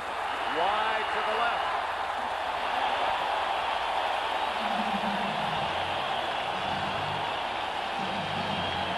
It remains 20-17.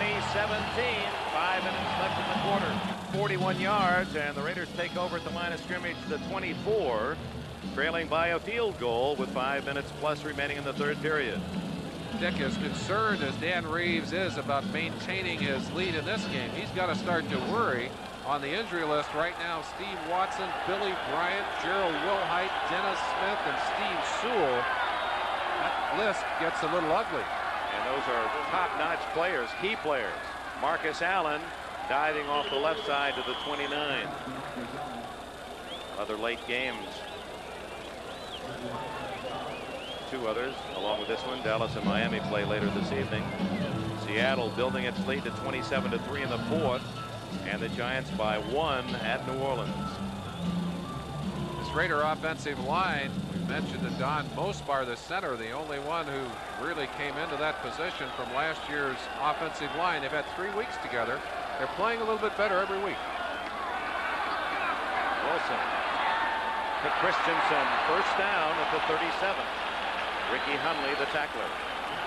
You talk to an offensive line coach, he said very often it's not as much the quality of the athletes, although you like the quality athletes, as much as it is the cooperation, the teamwork that has to take place with those offensive linemen. They've got to understand each other and anticipate each other, or otherwise you've got real problems. Yeah, no different than a baseball infield or a basketball 5. You've got to really know what the other man's going to do and anticipate with him. Christensen's first catch, a first down at the 38. Marcus Allen trying to get outside, and he's shut off by Ricky Hunley. Well, as you look at this day in the NFL, those that will be featured in bold print, the headliners, and Bo Jackson will be one of them, but Frank Minifield, 3 interceptions as the NFL's #1 defense. Cleveland really bombed Houston, and what a disappointment for Oiler fans who had sold out the Astrodome and really kicked around. 5 sacks and 3 interceptions for the Steelers. They are survivors, and that's a credit to Chuck Noll. They always seem to be up there. They beat Cincinnati and the Boomer. In spite of those 490 yards, wow. Marcus Allen, and down low, top him was number 71, Greg Cragen. Other stories today in the NFL.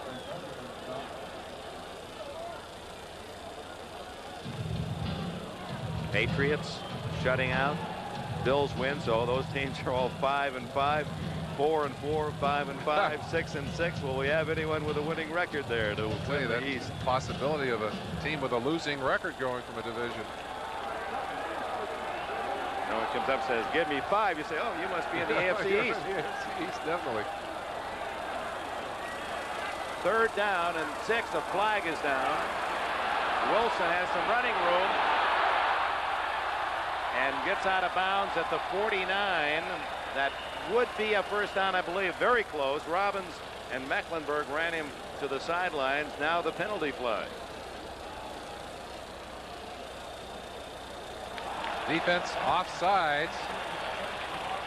I think they'll take the play. Well, if they're going to take the first down. It's more than 5 yards. Dick, this Bronco defense certainly missing Freddie Gilbert.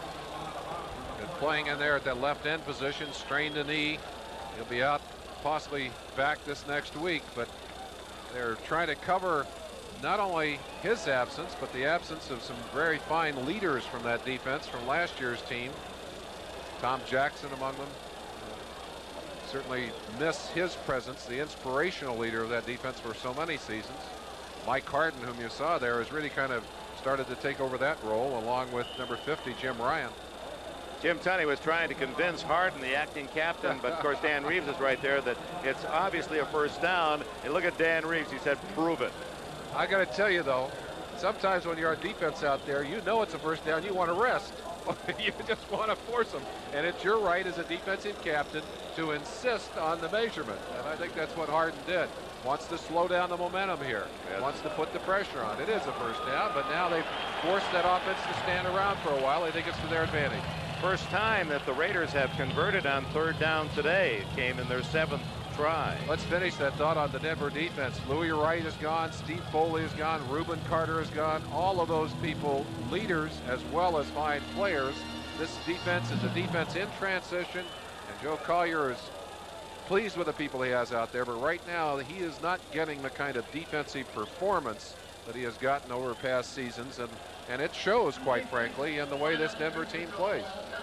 There's Joe Collier, a man who's given us so many good years of defense, and his defensive concept, a finesse concept, it's like a moving screen in basketball. Everybody's going different directions. He'll give you fits.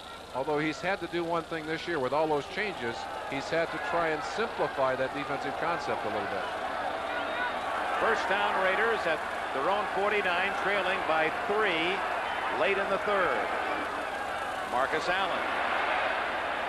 He's to midfield, and that's all, as number 55, Rick Dennison, and Simon Fletcher there. Number 34, Bo Jackson, is a blocker on this play, and I don't think he's doing as good a job of blocking for Marcus as Marcus was doing blocking for him. Clay, number 78, the big rookie tackle, gets a good shot there on his man, drives him out of there. That's Mark Haynes.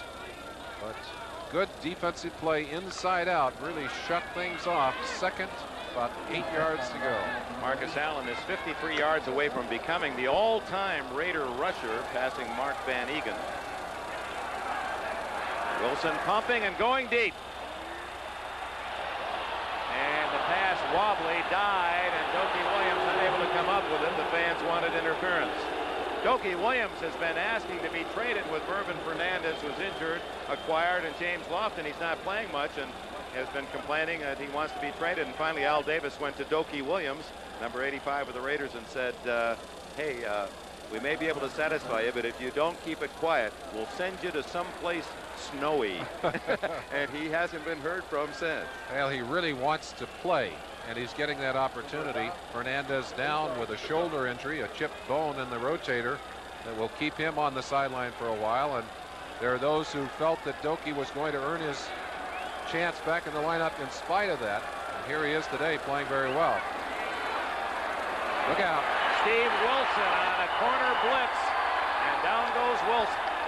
So Steve Wilson on Mark Wilson. And it's at a point like that where you have to examine the difference between quarterbacks.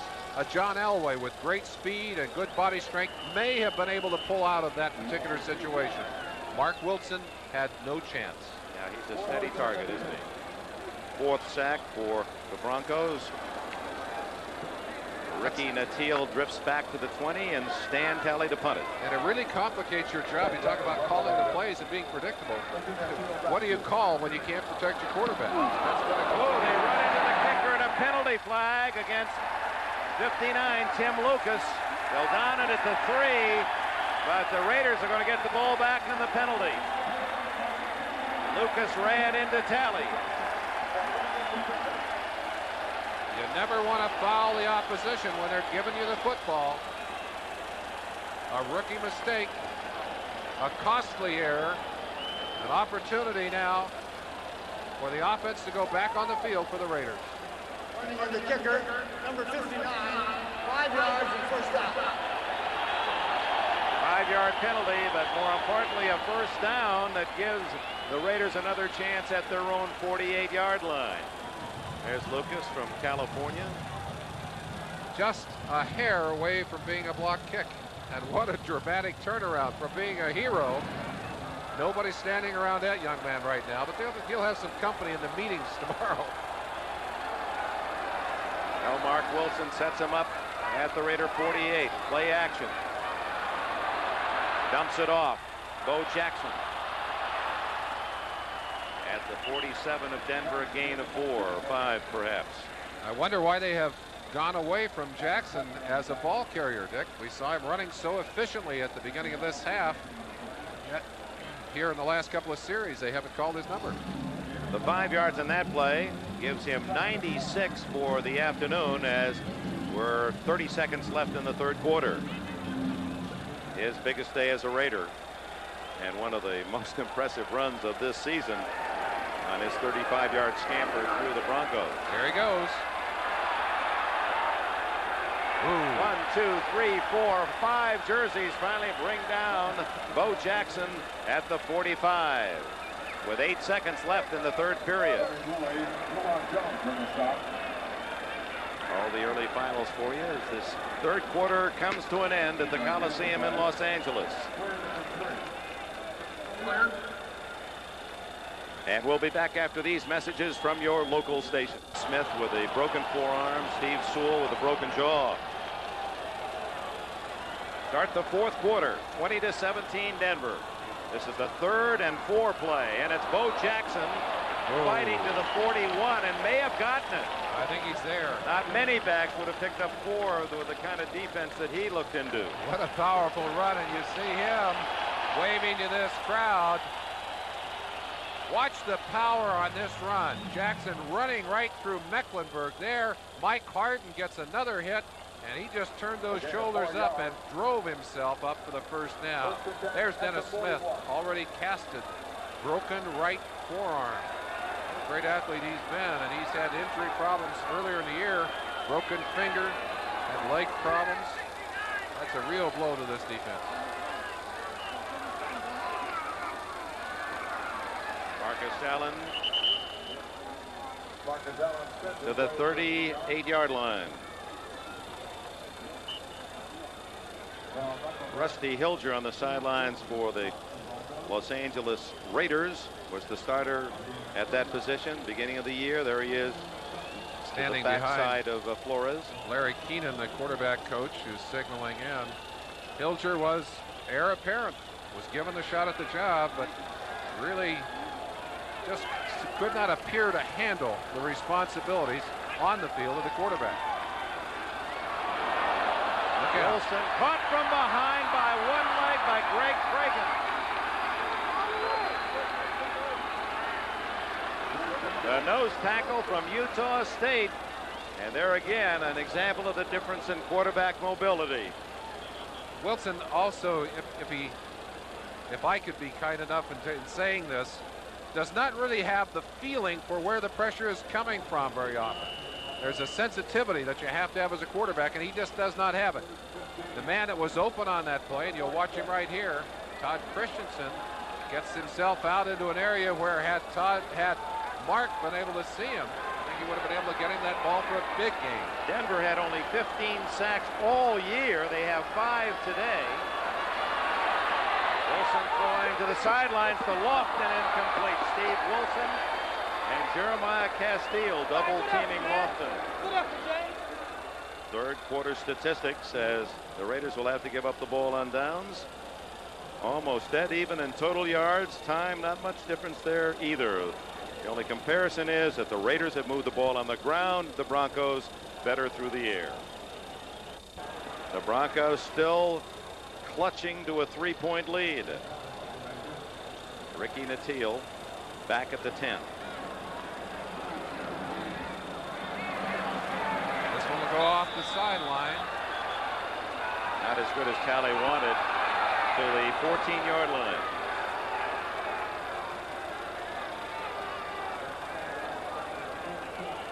So Denver with the ball deep in their own end. Plenty of time. 13 minutes and 3 seconds remaining in the fourth quarter.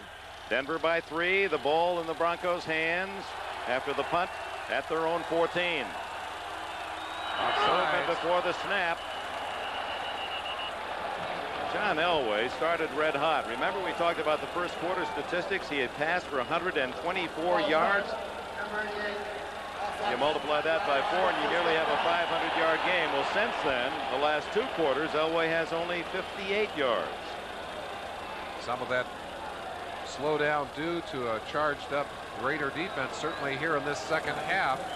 But Elway is cooling down. And Dick, you see that ball almost back to the 5-yard line. I always think of that great drive against the Cleveland Browns when I see Elway in this position. First and 98 and into the Super Bowl. Gene Lang on first and 15, and Matt Millen drills him at the 13. Both these teams, if you see the emotional response of Millen there, trying to get that defense pumped again. Jerry Robinson, 57, sliding across, getting away from Keith Bishop, 54. He gets a piece of that tackle along with Millen. Van McElroy there as well. And got another a Bronco on the ground. down. Oh, boy, my. it has been a tough physical day for these Broncos. This crowd. We welcome those of you around the country that have been watching the action from the Kingdom. We've got one going here in the Coliseum, and John Elway unloading for Vance Johnson. He's got it at the 38-yard line and down at the 36. Elway throwing the ball 60 yards in the air, and the Broncos, who lead only 20-17, have great field position. Broncos for so many years carried by their defense, but it's the strong arm of John Elway that really has made the difference in this season, and certainly here today. That's his best of the second half as he gets it to Johnson. But that's the key to that pass, the great fight for the ball by Vance Johnson, who just went up and out-dueled Washington for that football. Johnson, who had a 24-yard touchdown catch in the first quarter as the Broncos built a 13-0 lead, then 13-7, then they led 20-7. The Raiders scored just before the half to make it 20-14 and have a field goal. They only score the second half, and this pass almost intercepted by Sam Seal. The very fact we look at Sam Seal, we can bring you up to date also on the scores and the injury situation. Seal is playing for the injured Mike Haynes, hurt in the first quarter, as you see the other late scores. And for the Denver Broncos, it has been close to disaster for them. A Pro Bowler, Dennis Smith, safety man, out, broken forearm in the first half. Steve Sewell, starting halfback, out, broken jaw in the second half.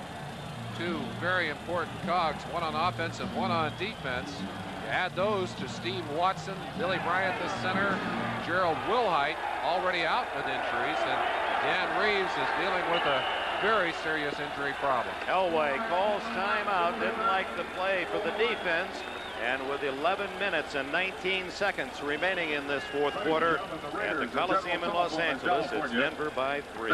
Gerald Wilhite injured 4 weeks ago in the game at Minnesota when tackled from behind, broken ankle. 2nd and 10 for Elway.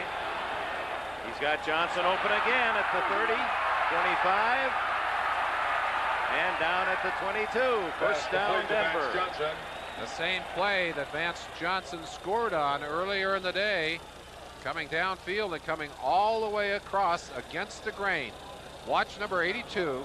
He'll come across at the top of your picture right there, just a flash in front of Jerry Robinson, and Elway had that ball out in front of him in appropriate fashion as Johnson.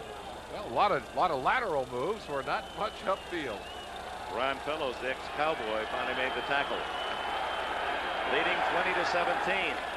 Denver near the 20 of the Raiders. Draw to Winder, and he's hit in the backfield by Bill Pickel. Nice play off the nose by Pickel. Working the play and what he feels. He just got to unload that blocker, and Mike Freeman has had a handful of his jersey a good part of the day. Has done a pretty darn good job on Pickel, but not on that play. Offsides. Howie Long was offside. Was he drawn? Apparently not. He's not pointing at anyone. There are flags everywhere.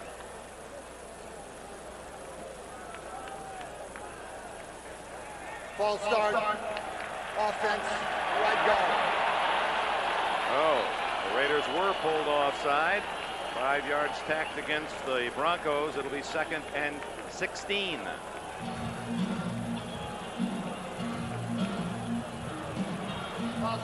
This game is featuring many brilliant athletes, but 2 have been particularly outstanding today. Elway, who always can talk that way about the Dan Reeves quarterback, and Bo Jackson is 3 yards away from a 100-yard game, has scored both touchdowns for the Raiders, and we'll show you later, those of you who have just joined us, a touchdown run where he just runs right through a man in open field to score. Elway drills, and it's incomplete. Try to get it to the tight end, Clarence Kay. 2 defenders.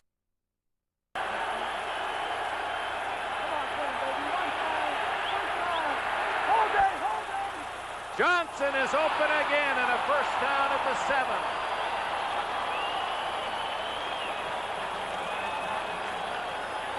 A little bit of hot dog at number 82 as he spun the. Had a big day today, 4 catches for 112 yards. First and goal, Denver at the 7. Ooh, little fake by Elway. Now he has to throw it away. That was on its way to Gardena. Yeah, somewhere down it. That may hit all the way out in the ocean. San Diego, they want to go 6-3-1 and move up in the Western fight of the AFC. Winder. The door slams at the 6. Lionel Washington and Van McElroy from the secondary to assist Jerry Robinson, 57. His second time out. This crowd trying to spur the Raiders. Some confusion, and Reeves not happy with that.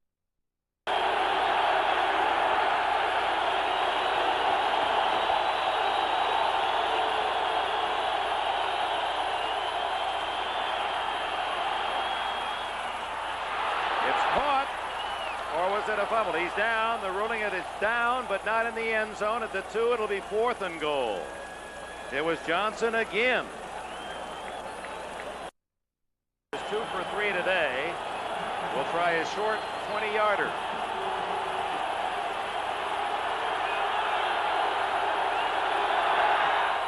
And Denver's lead is 6.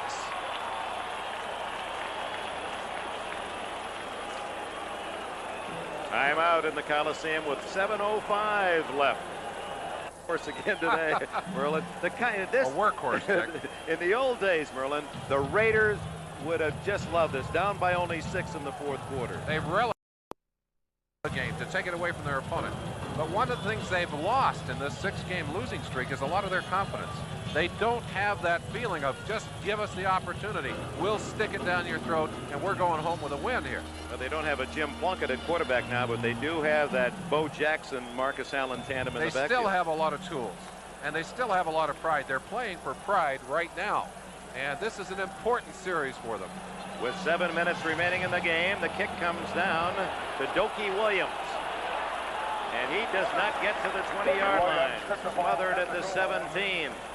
Robinson on the play, and Mitchell. Let's go back. This is a touchdown, the first NFL touchdown by Bo Jackson. A little fake sweep and then reverse the other way. Now watch number 31, Mike Harton. Boom! In the open field, and Jackson with that power, 230 pounds and speed, bolts his way into the end zone, and that really turned on the crowd. A break for the Raiders as an offside call on the kickoff against the Broncos will force a re-kick. Not a good starting position for the Raiders, and they'll perhaps have a chance to better that. They'll move the ball back 5 yards now, and Carlos will tee it up again. The Raiders have not scored the regulars any time this year when they've started possession inside the 20, and that's where they would have been had that play stood. Not the kind of stat you want to look at heavily as an offensive performer. And certainly one of the things that has killed them during this season, their inability to sustain the drive because of mistakes and penalties. Dan Reeves, now the winningest coach in Denver history, talking with his backup quarterback, Gary Kubiak, of course, is in the communication system. Kubiak to John Elway. They're going over the signals. And now you've asked those special teamers after running downfield to come back and do it all over again, and Carlos will tee it up at the 30. An opportunity now to at least have a chance. Carlos has improved the strength of his leg, but still occasionally will kick that ball short. That last kickoff was a good deep one. Let's see how far he puts this one down the field. Vance Mueller on the far side, Doki Williams on the near. Ooh, a sidewinder to Mueller at the 5. Right up the middle.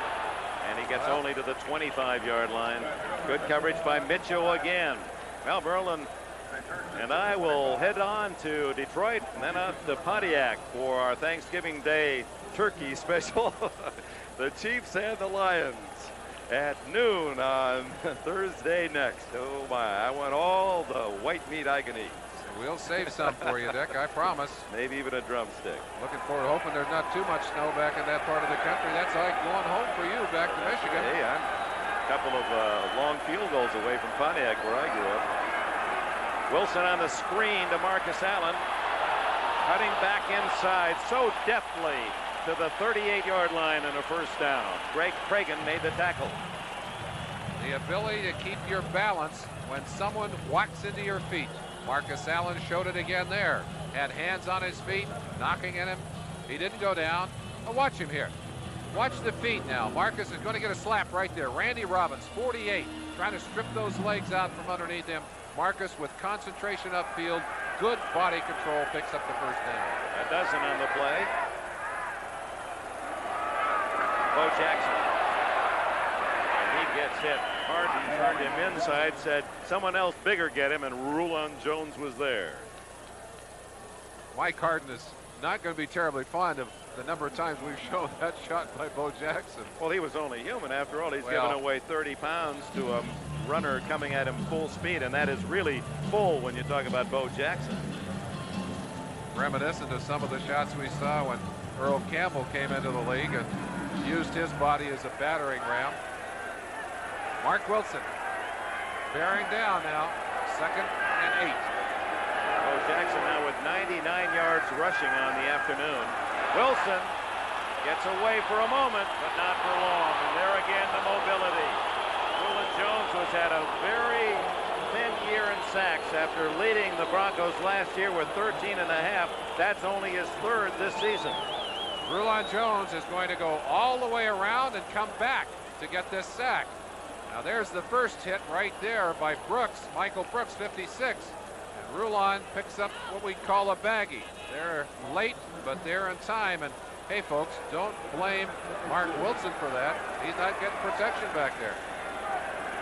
The 6th sack today for a team that had only 15 on the year. On 3rd and a long way to go, 22. Wilson to Lofton. The catch is good at the 45, but short of the first down. But let's see what they decide to do. It's about 2 yards shy of a first down, and Lofton, the skilled veteran, found his spot on the sidelines, used his toes, and stretched for the catch. They wanted to think about it, but they're going to kick it away. 4 minutes and 50 seconds on the clock. Lofton stopping just short. An experienced receiver, that surprises me. At the 45, an apparent punt by Stan Talley. Remember, Denver has 1 timeout left. The Raiders have all 3 of theirs, so Floor is saying we should be able to get the ball back one more time. Go get them defense. Natil at the 25-yard line. Mueller secures him. And now the hand rests with the Broncos offense. A field goal would just about put it away. Timeout at 4:42. Finishes at 34-3 to move within 1 game of the Charger lead in the West. There you see it. The Chargers' 8-game winning streak coming to an end, and Denver, with a win, is only a half game behind Seattle, a game and a half out of first. But the Raiders have designs of their own on trying to break a 6-game losing streak and spoil any fun Denver had planned here in Los Angeles. Elway and the Broncos lead by 6. Broncos also have 2 games remaining with the San Diego Chargers. And 1 at Seattle. On the ground, Gene Lang, Jerry Robinson. He's had a handful of tackles today. Let's set the parameters. Defensively, you've got to get things stopped here. There's a man who knows all about that. Unfortunately, his team has been stopped for the last 6 weeks. Hoping to see them break out of it here today. They need some great defensive performance right now. They're thinking takeaway at worst, 3 downs and punt. 2nd and 7. Shotgun Elway used it a lot again today. Handoff, fake handoff to Winder. And Elway throwing for his tight end K, incomplete at the 45. Lyndon King on the coverage. On the other side of the line, the Broncos thinking very simply, eat the clock. If they have to do it with their running game, they're willing to do it. They have to throw the ball, which they realize they're going to have to do here. They're willing to do that too, but most important, keep it in bounds, keep the clock rolling. Critical 3rd down here where Elway and company An extra wide receiver on the field as Clarence Kay goes to the sideline. Yeah, that incomplete pass stops the clock. 3:56 left. Broncos better than 50% on third down.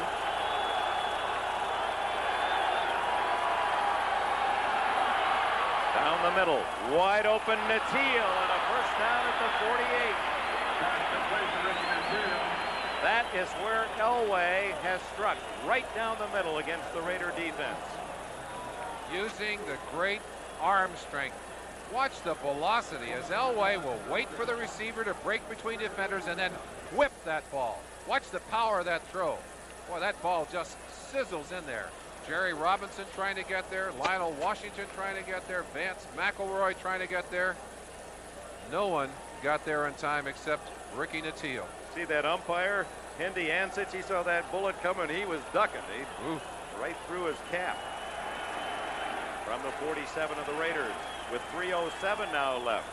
And Elway in an excellent position close to field goal range as Winder picks up about 5. Lyndon King trips him up.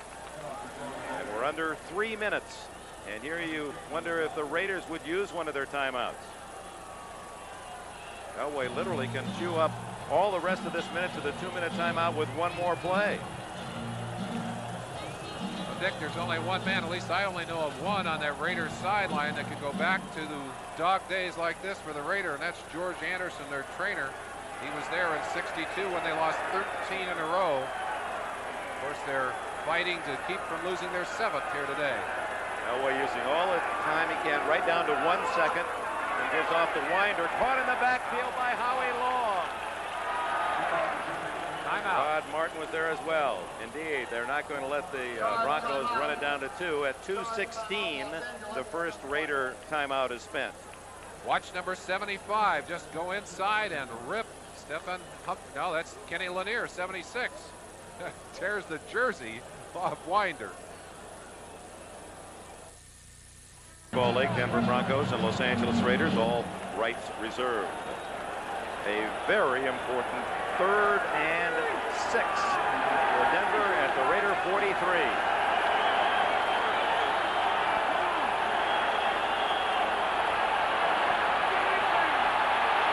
Elway gets away again. Oh my, what a player. Elway to the 30-yard line and a first down. The ability to turn the broken play into the first down. Elway has done it with his arm. Now he does it with his feet. He's trapped. At this point, most quarterbacks in the NFL accept the sack or throw the football away. Not Elway. Gets away from Sean Jones, 99. Greg Townsend, the fastest of the linemen, can't run him down, and outside to get the first down. I'll tell you, that's a great play.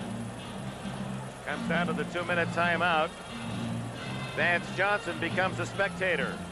Go get him, John. That's it. That's a first down. And we have a timeout. Viewers who have just joined us to watch Our House, please stay tuned. Our House will be seen in its entirety immediately following this game, except for the Mountain and Pacific time zone stations where the program will be seen at its regular time. And then The Empire Strikes Back, part of the Sunday night TV menu here on NBC. The Raiders have 2 timeouts to spend, but Elway's legs have given the Broncos a first down at the 30 with a 6-point lead. Winder, and they'll try to tackle the ball, and Winder picks up 3, and Rod Martin quickly calls time at the 1. But they've been pushed around pretty well by this Bronco offense. That Heisman tandem you saw, Marcus Allen and Bo Jackson, though, have been very much a part of this game. Winder going outside, and James Davis came in to trip him up in the backfield, and the Raiders spend their last timeout with big play, 3rd and 11 for Elway. And he's a big play man, a quarterback draw, and he's down shy of the 20, very close to a first down, and the clock will run. Elway a little slow getting up. That'll make Dan Reeves' pulse jump about 20 points.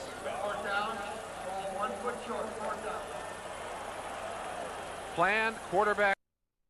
Figured this one was over. Now he's back in there. I think they're going to run the football. I don't expect to see Elway run this one, Dick. You're going to see somebody else with the ball. He would sneak off left guard down on the goal line. That was the play. Let's see if that's where they attack again. Trying to draw him off sides. That's not going to happen. I think you're going to see the play. No, there he goes. Off the left side. The same call as down on the goal line. And Elway has the first down. It looked like they were trying to get the Raiders to jump off sides, and they couldn't get that. Elway electing to go for the sneak. And got it. Well, those are secure hands to put the ball in. And it's time now for the Most Valuable Player Award, sponsored by Budweiser. Today's MVP, I mean, you could have mailed this one in on Wednesday. John Elway from Denver. Budweiser will make a contribution to the United Way on behalf of all the MVPs selected around the National Football League today. You think we could have made it unanimous and we would have voted with this whole crowd today, too? I don't think there would have been any questions about it. The only other player I can think of, Vance Johnson, perhaps, who's had a bright day. But, of course, the man who delivered him the football was none other than John Elway. Our thanks to all our help in the booth. Scott Davies, Stan O'Take, Gretchen Meyer, Chuck Panama, Andy Apodaca. Tom Flores, his team fell behind 13-0. They tried but could not overcome the early advantage of the Broncos, and Flores and the Raiders leave with their 7th consecutive loss. You have to go back to only their 2nd year in the old American Football League to find such a losing string. And meanwhile, Dan Reeves, it was a tough one.